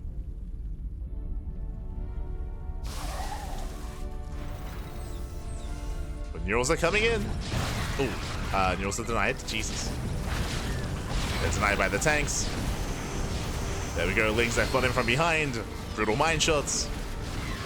And SHIN will do it. GG gets called. SHIN, he will overwhelm, and SHIN ties up the series at 2-2. Whew, GG, a very intense back and forth here. SHIN looking quite dominant early on when it came to his own Swarmhost Roach Ravager aggression. We spoke about it before. I was curious how Swarmhost would compare against Brood War mech, and honestly did quite well, at least until the Sky Terran. Eventually, even though bases were being denied, the 3rd and 4th base were being denied, even though TheStC went down to a very low economy, very low worker count, he was able to recover. He was able to build back up. It was crazy. He was able to recover in such a way. Again, eventually investing harder into the Sky Terran, into Valkyries, into more science vessels, into BCs, into Wraiths as well. There he was able to hold his own, take fights, expand, but alas was still torn apart. Still was caught out in the open as well. GG. GG, well played. With that, we're tied up 2-2, and now we are getting into game number 5. Oh boy. Getting into game 5. Game 5 is going to be on Vermeer.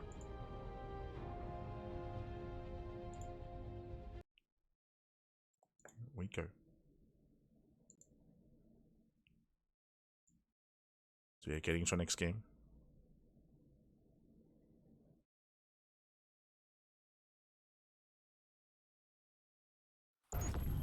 Getting into game 5.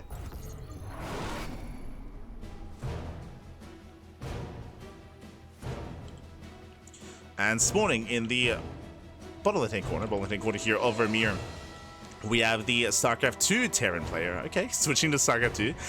The South Korean Terran being forced into a tied series. We'll see if we can bring it back. It is Dice. And spawning in the bottom right-hand corner, we have his opponent. We have the Brood War Zerg player. We have the Red Zerg representing Weibo Gaming. WBG, it is SHIN. Tying up the series at 2-2. Does tie the series up. And welcome to a 4-player spawn map. You can spawn in bottom right, top left, and bottom left as well. There are 4 possible spawn locations, and we'll see how Dice does open up. Again, we've been seeing a lot of his Brood War.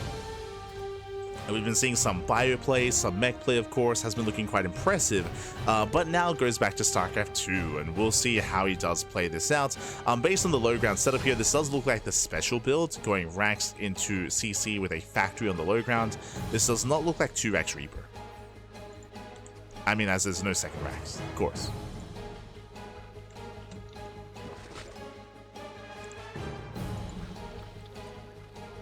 This opener, I mean, there's a bit of a give and take here. The benefit of this is that you do get an early wall, so you're able to fully wall off this area, this location, and you're left completely safe at the natural. The downside is that your production is more exposed. So if Shin were to go for an all-in, and Shin does scout with the Overlord, he does confirm the location of Dice, but if Shin goes for an all-in here, then the production is going to be exposed, because the add-on should be down here, the factory should be down here, and the add-on swap should be down on the low ground as well. So if the natural gets broken, the production also gets broken. So it can be risky if Shin were to go for an all-in. Meanwhile, the macro hatchery is denied. A nice setup there with the SEV. Does delay the macro hatchery once. Ay, ay, ay. Nice, calm down. Very nice play. Does heavily delay the macro hatchery. Ooh. Also, my apologies. This was an early gas.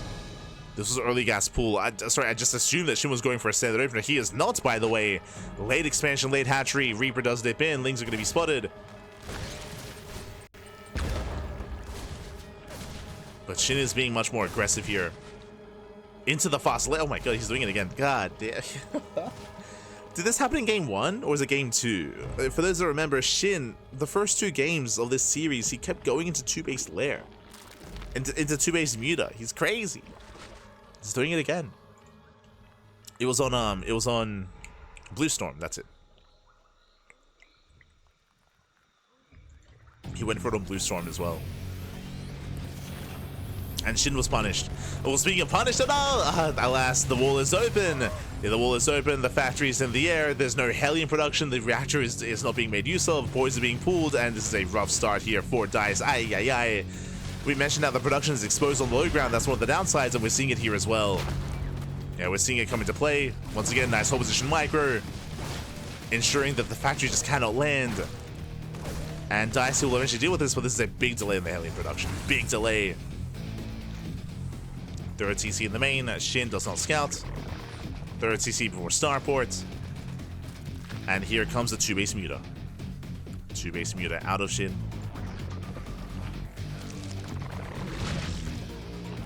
Sunken colonies on the way. Hydrogen as well.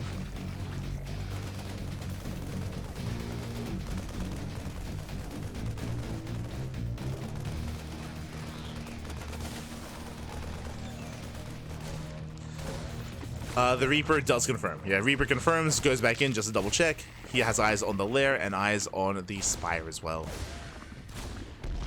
Oof.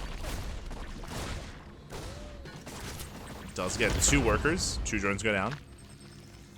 I also appreciate the new custom-made spawning pool. Looks nice. Very reminiscent of the Brood War spawning pool, and of course the gas gauges as well, the simulators or extractors.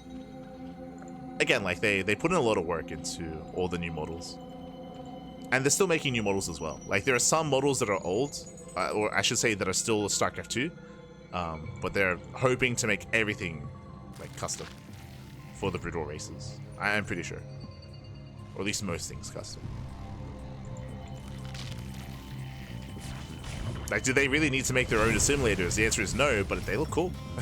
And again, they want them to feel and look different, right? Because they are different.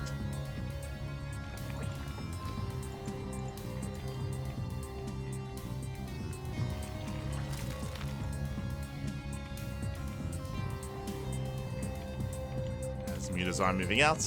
Again, they got spotted already. We have a turret in the position, turret in the natural, turret in the main, turret in between the bases in the production line.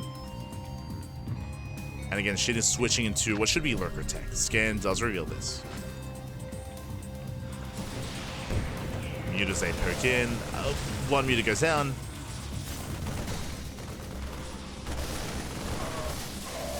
Wants to go for the dive though. Not bad.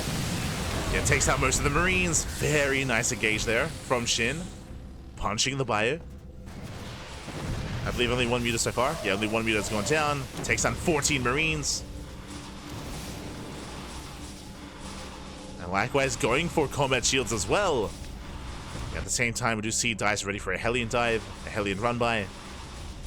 But these mutas, again, very nice control from SHIN that he has paid for themselves. They have paid for themselves, or they're paying for themselves, I should say. Taking down more Marines as they try to rally in. Just camber the production.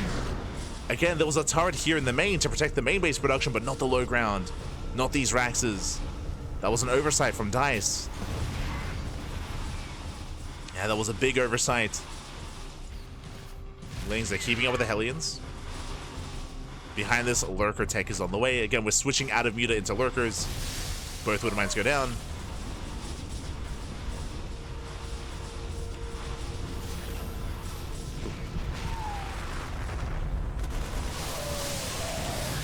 Oh my god, it just barely killed him. It just barely keeps the Mutas alive. Just barely. Likewise, here come the Lurkers. They're morphing in, and SHIN, he's not backing off. SHIN, he's not droning either. It's a 2-base all-in. He's going 2-base all-in at this point. Ooh, we'll bleed out 1 more Muta. That's 2 mutas. Ooh, 3 mutas going down. They're getting a little bit careless. Yeah, getting careless towards the end. He wants that Liberator. The Liberator's the only answer to the Lurkers. And SHIN is going for the kill. Going for the throats. Oh god, he's gonna sacrifice some of these mutas though. Down to 3. Yeah, 3 mutas left, down to 2. That was not worth it. Lurkers are pushing into the bases, getting into the production line. And they do borrow. Oh my god, massive. Oh, the save! 21 SCVs, but a nice pickup there from DICE. That could have been everything going down, and it still will be. It still will be. The Liberator is good, but there's just so much more here. As SHIN will overwhelm. Again, no drones at the 3rd base, no saturation, just straight up 2-base all-in, 2-base Muta into 2-base Lurker. Not quite the Su build, but 2-base Lurker nonetheless.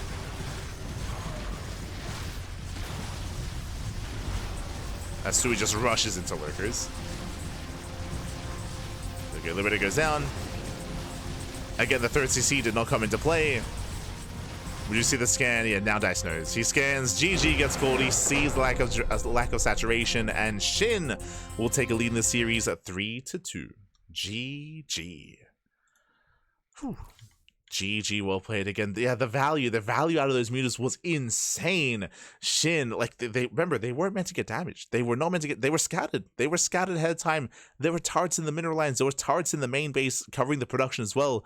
But as we mentioned, there was no turret covering the production on the low ground at the natural, and because of that, there was an opening. There was a small opening there where the mutas could get damage done, and Shinny just abused that so hard, catching out the Marines, punishing the upgrades, and opening up the natural and kind of punishing the production as well. So just very efficient mutas there from SHIN.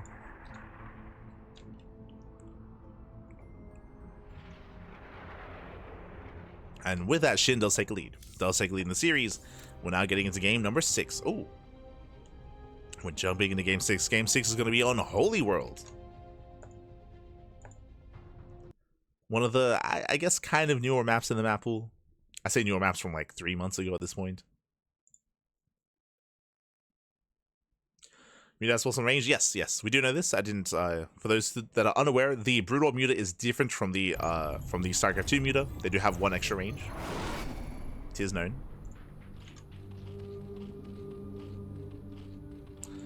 And here we go. We're now getting into our next game. We're getting into game number 6 here. As spawning in the top right-hand corner here of Holy World, we do have the Brood War Zerg player. We have the Red Zerg leading the series 3-2. 1 game away from claiming this best of 7, representing Weibo Gaming WBG. It is SHIN. And spawning in the bottom left-hand corner, we have the blue Terran player. We have the South Korean Terran representing, rolling SE2 this time. Down in the series, we'll see if he bounce back. We'll see if he can force the ace match. It is DICE.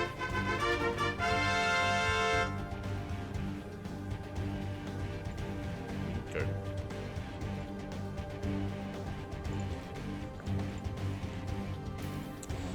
As we just see DICE once again opening up with that Rax expand. So 2 games in a row now, DICE is going to be going into StarCraft 2 Terran. Meanwhile, gas pool opener out of SHIN. So we have mirrored builds here. I'm referring to the previous game. So once again, gas first, gas pool into a late hatchery out of SHIN. Once again, with this, SHIN is most likely rushing into an early lair. We've seen this, now this is the third time. The third time we're seeing this out of SHIN. We saw this on Blue Storm, we saw this on Vermeer, now we're seeing it here on Holy World as well. So SHIN, it does look like he's very fond of rushing into 2-base Muta. I'm not fond of the idea of doing this 2 games in a row, but we'll see if it works twice. As he's still in gas. Link speed is on the way, he's still in gas. This should be for a fast lair. SHIN, he's searching for DICE. Remember, this is a 4-player spawn map, and DICE, he's going this time for the factory before the command center. Last time it was CC, then factory. So DICE is being safer, rolling up here at the natural. When it comes to Holy World, you do have some permanent disruption webs here in the center of the map, which can come into play. We saw that earlier, I believe, in the Thermal series, which was a lot of fun.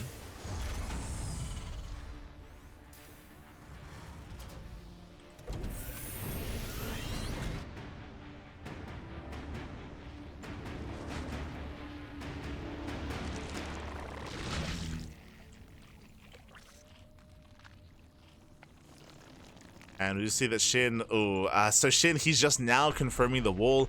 Just like last game, he's going for a Ling Flood. This time, it's not going to be as effective. This time, there's going to be a safety Hellion first before the add-on swap. Oh, this is a big investment here from SHIN. Big investments. Lings are moving out. There's, yep, the fast lair. As you mentioned, this is the same build. Same build, fast lair out of SHIN. Going into 2-base Muta. Does he know that Lings they don't fit through that, by the way? Yeah, they do. No, SHIN! He doesn't know! Oh no, not like this. Lings, again, this little patch here, it allows workers to fit through, not Zerglings. Beyond made the same mistake earlier, remember? Beyond against Dark, where Beyond mined the mineral patch, he tried to fit through and he couldn't. Ah, no. SHIN. So SHIN, a little bit unfamiliar with the map, a little bit. He was trying to be cheeky, but this is brutal. This is a rough start for SHIN. Basically, all these Zerglings could have been drones. They all could have been workers, and that would have been more beneficial for SHIN. This is hurting SHIN more than helping him. This is a big commitment, and it does nothing. 0 damage. Again, there are Hellions to defend. Drop moves out. SHIN is in a rough position. He's trying to get into 2-base Muta, but SHIN is behind. Ay, ay, ay. As he's racing back home. He's throwing down side defense, spine crawlers, or sunken colonies. Drop into the main. The Hellions, they shouldn't be able to support this. They're not quite. SHIN is holding. The Hellbat's more fair. There was an armory behind this. I don't know if DICE... I don't think he can break this yet. I don't think he can break this position. The colonies are done in time. I mean, well, the Hellbat drop. Let's go. Very efficient trades. Does roast up those Lings.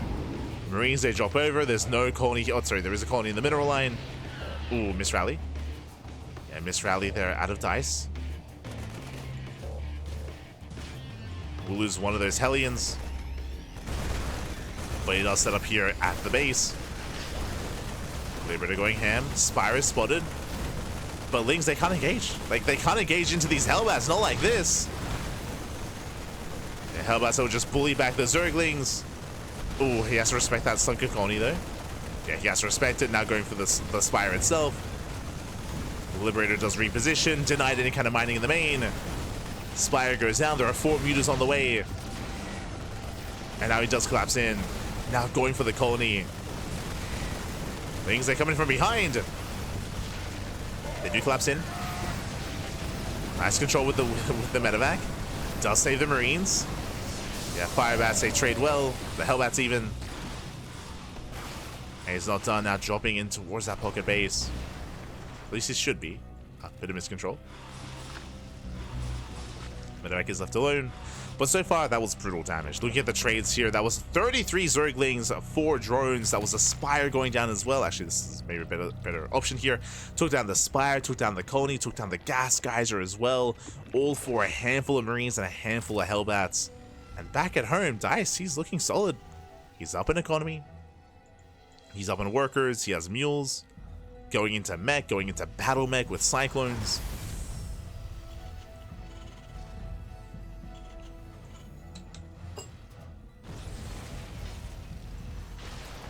SHIN, he cannot do much here.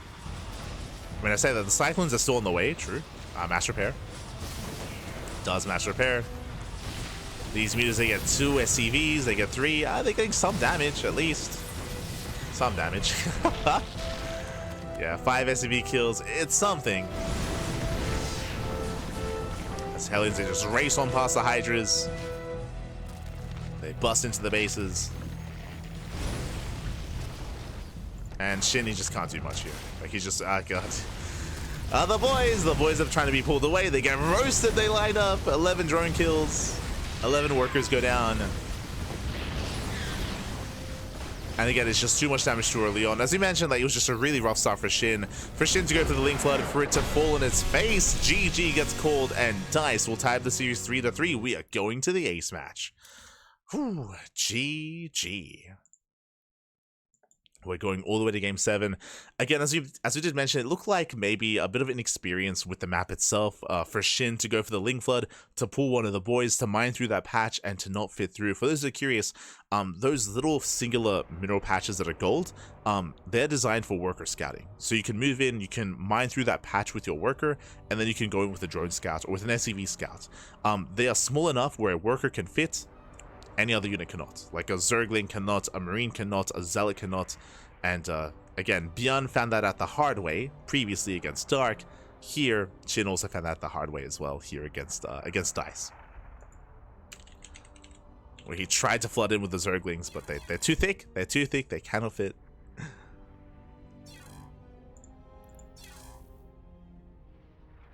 And with that, GG, well played. We're going all the way to Game 7, all the way to the ace match. We've made it, Pappy. Oh my god. We have made it. Let's go. Also, SHIN has just been very fond of 2 ace muta. He's been very fond of it with Brood War, with mixed success.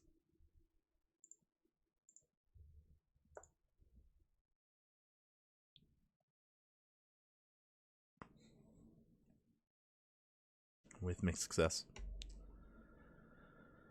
Oh, I said Rowdy. Good to see you, Rowdy. Good to see you.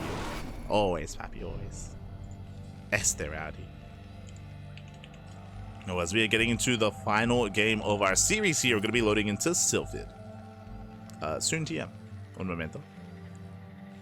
Series is spicy. It has been spicy, Pappy. It has been spicy. And there we go. Bam. We are going to be loading in and spawning in the top right hand corner here of Sylphid. We have the Brood War Terran player. We have the Red Terran from South Korea. It is DICE. Like my noodles. They better be spicy. And spawning in the bottom hand corner, we have the StarCraft 2 Zerg player, the blue Zerg representing Weibo Gaming. It is a SHIN. Let's go. SHIN is going to be opening up a hatch gas pool. This time there's no crazy gas first into Link Speed, into Fast Lair. Not this time. Standard opener out of SHIN. Likewise, DICE going for his own CC first as well. So economic openers, we're calming things down. And welcome to Sylphid. Sylphid is a 3-player spawn map. We have the top spawn location, we have bottom left, and we have bottom right. So 3 possible spawn locations. We do have both overlords being sent to both locations to look for the Terran opponent. And DICE opening a 3-Rex. Yeah, opening a 3-Rex. So this does look like 3-Rex Stim. So second Rax is thrown down, and we are looking and waiting for a third Rax.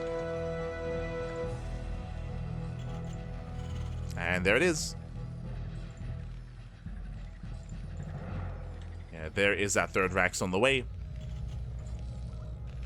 With that, we do have a 3-Rax again into an academy, into Stim. We spoke about this at the start of the series, but this is a very, very meta, very popular build in this matchup. It's a very potent stim timing. But what I will say is that Zerg players have been getting better and better at defending against it. We saw this actually in game 1, right? We saw this in game 1. It was on Fighting Spirit. It was on Fighting Spirit where Shin shut this down with Ling Bane. You can go for Roche defense as well. We'll see how Shin responds. As he does scouts, he does confirm the Raxes.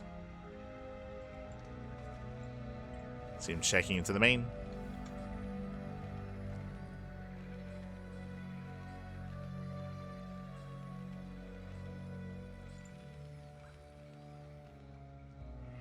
And checking once again.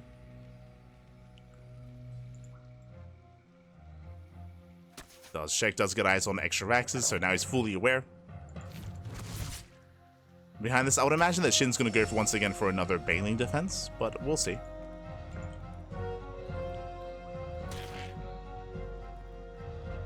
So does catch the SCV. Oof, just barely. As he goes down. And you can see kind of the power here of this 3-Rax is it's not just about Marines, because the Academy, we're making Fire Bats and Medics as well.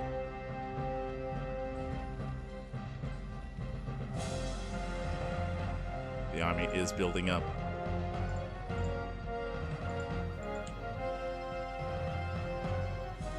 From here, TheStC does push. He's going to have a Fire Bat with this as well. Behind this, Shin going to defend with purely Ling Queen. No Banelings. Uh-oh. Okay. No Banelings. Just pure Ling Queen. We'll see if he can surround. We'll see if he can catch reinforcements. Fire Bat's on the way. Lings, they go for the counterattack. There is somewhat of a wall, though. Yeah, Lings, they don't quite catch anything. Third base under fire. Queens, they respond. Lings are coming from behind. They're coming in for the surround. Oh, but the first queen almost falls. Barely does survive. Oh, we come in for the surround. We lock down the fire bats. Once again, nice target firing. The bat goes down, and with that, the entire army crumbles with that Shin. He will hold. He will clean up the army. Nice defense. Whew. Takes down the medics. And back at home, TheStC does lose map control. He's stuck at home. He had to do more damage here. He didn't get a queen, didn't get a base, didn't get anything. And now we're droning. Now Shin, he's droning up, he's saturating. Now he takes up into Evo Chamber, into Pulse on Carapace. Baneliness as well, getting into Ling Bane. TheStC might be secure back at home, but he has no expansion. He's stuck on 2 bases. And Shin is free to drone. He's free to drone up. TheStC moving out with a second push. Once again, he's got that 1 Fire Bat. Does move out. Layers on the way for Shin. Shin, he's now built up to how many queens? 6. 6 queens. And a solid amount of Zerglings. Should be okay. Should be okay.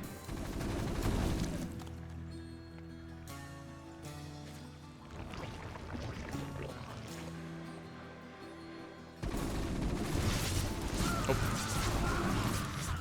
Takes down 2 tumors.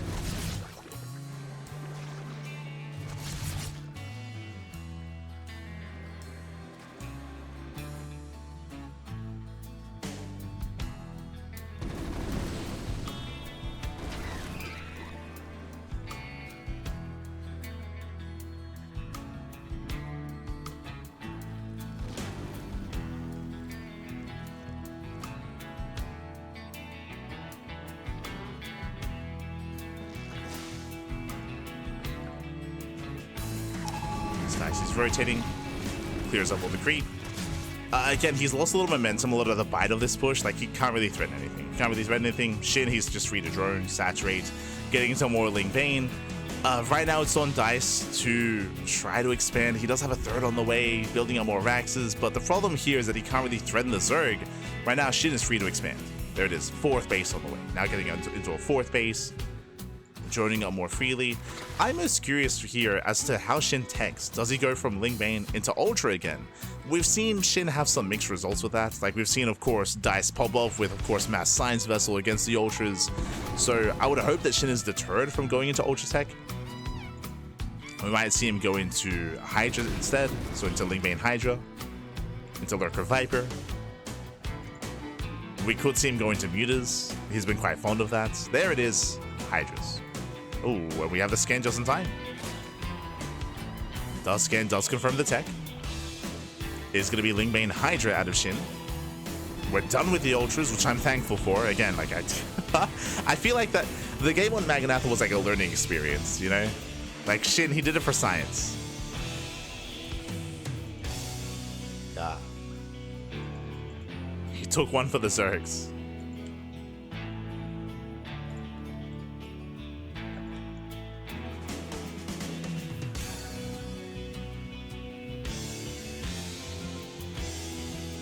As you see, Dice threatening a dive into the main. Irradiate is on the way.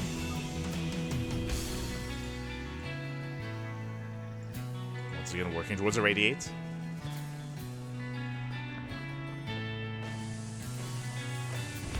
Going for a split push.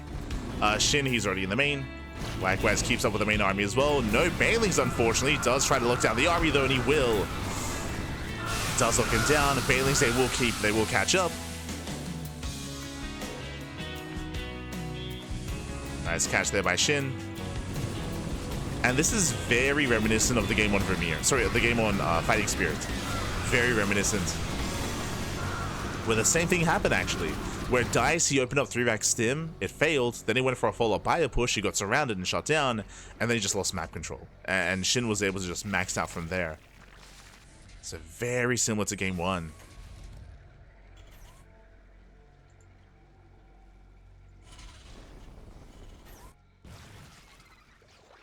As now Shin, he's going to be able to join up to 80 and look to max out and get a 5th.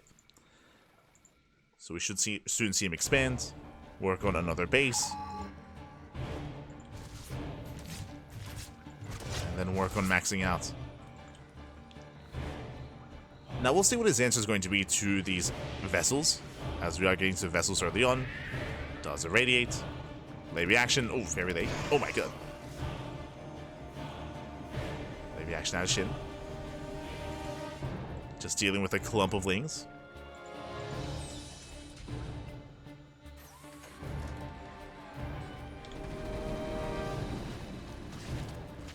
Meanwhile, Doom drop into the main. Okay. Going for the Doom drop. Shin trying to catch out the army, unable to. Dice does pull away in time.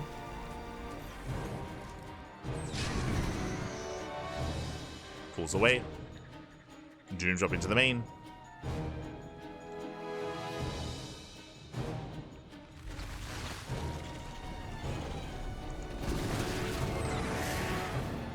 Oh my god.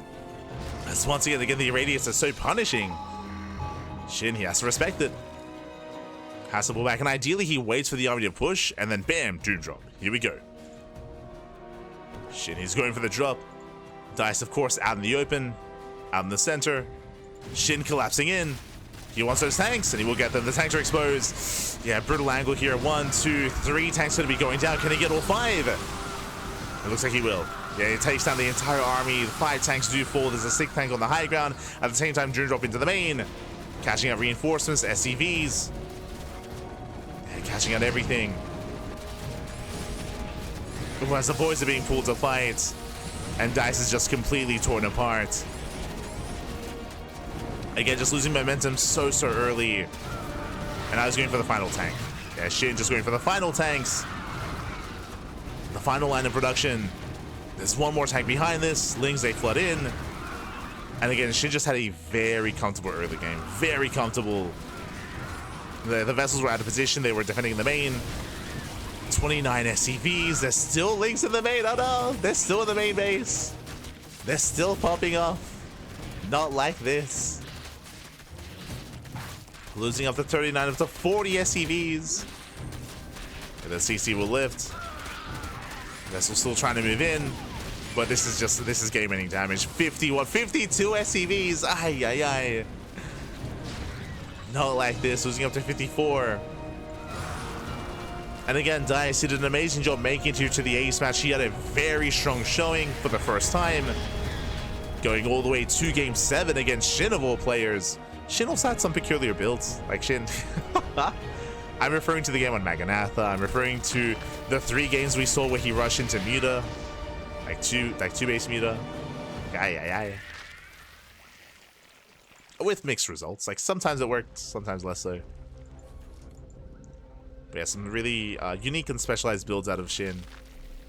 And likewise, DICE also able to pop off in the mid to late game. For the most part, playing to the late game, we actually didn't really see any all-ins. True. No all-ins out of DICE. And now making his final stand. GG gets called as he's going to be broken, and Shin, he will take this series 4-3, claiming the win here, taking down DICE and becoming our champion of our show match. GG. GG, well played. Again, a very intense back and forth. Went all the way to game 7, went all the way to the ace match. Crazy games here.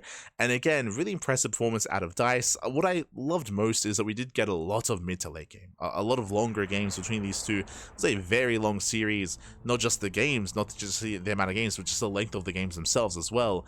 We did see some 3x stim timings out of DICE, but this has been nerfed quite a lot to the point where rarely do we see it straight up kill players. We didn't see it kill Shin or Dark either previously. So both Dark and Shin, they were able to hold their own. They were able to deal and handle with those early stim timings and just snowball from there. With that, GG. With that, GG well played. And I hope we see more of DICE. Hope we see more of DICE in the future. From my understanding, I don't think he's competed in any other tournaments since. But it would be really cool if, I don't know, if an invitation was stretched out to him to compete in StarCraft Evolution League, to compete in the qualifiers, and to maybe play in the StarCraft Evolution League Championship. It would be really cool to see him once again, just for some more Terran representation, especially because it's hard to say what the Terran representatives are going to be looking like coming into into the Evolution Championship. Of course, we have players like Beyond, we have players like Hormono, players like Spirit and Quanta, but it would be nice if, and Kiwian of course as well, it would be nice if DICE would join the fray, but we'll see. GG. GG, well played. Congratulations here to Shin, and a shout out to DICE. Again, for those that are maybe tuning in towards the end, DICE, he is I believe this is an alternate ID from our understanding. He's a Korean Terran, and all that we know is that he's an ex-StarCraft 2 pro, and we're assuming he's going by an alias, and we don't really know who it is, but most likely someone that's relatively notable from StarCraft 2. My assumption is that it's like an older StarCraft 2 pro, like someone that retired years ago, not someone that's more recent, like a 4GG or a fantasy. Like that wouldn't make too much sense in my mind. Like I don't know if they would have much reason to like to hide their their identity, as opposed to some of the older players that maybe want to like kind of change their ID and change their identity. But yeah, so we'll see. We'll see if we see more of DICE. I would hope so. They played really well for themselves. I hope that's not the last we see of DICE in StarCraft Evolution tournaments. I hope we see more of him in the future. You know, maybe even another show match from the STC. Maybe. With that, GG, well played. Congratulations. Again, Shin, he will claim the series. And with that, that is going to be us concluding our broadcast for the day. 5 hours. Initially, it was like a 3-hour cast. This is a long best of 7. Did make up for the shorter broadcast earlier. Again, Kung Fu Cup did end early, so we did decide to jump into these show matches. And it was worth it. A lot of really fun matches. GG, well played. And again, thank you so much to the STC. The STC did organize this show match. He hosted it and was gracious enough to share the replays as well. So a big shout out to the STC for allowing for that to happen. As that leads us into the rest of our schedule for the week. Here we go. Oh my god, this was the Saturday morning broadcast, and as you can see here at 7 p.m. KST, at 8 p.m. AEST, that is going to be in 5.5 hours. 5.5 hours time, we're going to be live with the MSO, with the Masters 1 Open. That is our amateur monthly tournament for bronze to masters player, 4.7k MMR. So if you're out there, if you happen to be within those ranges, and if you're available in 6 hours time, then you can play, you can compete, you can take part in our tournament. So MSO is going to be tonight. We then have the Fire Cup that evening at midnight KST or 1 a.m. AST. We then have show matches, or we're catching up with some show matches on Sunday morning. Those are going to be some Kanoya show matches in SE2, so look forward to that. And we have Sparkling Tunic Cup as well on Sunday evening. So we have plenty of contemplating StarCraft on the horizon here. Again, this is our catch-up week where we're going over some replays of StarCraft Evolution and some show matches as well as our regular events. So if you enjoyed the casting, if you enjoyed the content, then do consider following us on the socials, socials in the chat. We have a Twitter, we have a Facebook, we have an Instagram, we have a YouTube. All the VODs are uploaded on YouTube on a daily basis. There's plenty of content, plenty of VOD action over on YouTube, so do check it out there. Again, there's just a lot to indulge in, a lot to get into as we upload on YouTube on a daily basis. There's plenty of content on YouTube. Otherwise, you can join us on Discord. You can interact with us on Discord as well. We are relatively active, I should say, on Discord, so you can interact there. Otherwise, thank you so much. I'm gonna get some breakfast. That was a long cast, Slappy. I'm gonna go get some rest, I'm gonna go get some food, and I'm gonna go set up for the tournament tonight, as I'm not gonna be casting, I'm gonna be admitting. Kuro will be casting the MSO as a heads up. So that is going to be, again, later on tonight. Otherwise, thanks for watching. Hope you guys enjoyed yourselves. Hope you all had a great time. And stick around. We're going to be giving another StarCraft 2 streamer a raid. Give him some love. Give him some support. Otherwise, thank you. Thanks so much for watching. Thanks so much for tuning in. We do appreciate it. And we'll see you tomorrow. Sorry, we'll see you later tonight for MSO, or even further in the night for Fire Cup. See you then. Thanks for watching. Thanks for tuning in. See you next time. Ciao, papi, ciao. See you next time.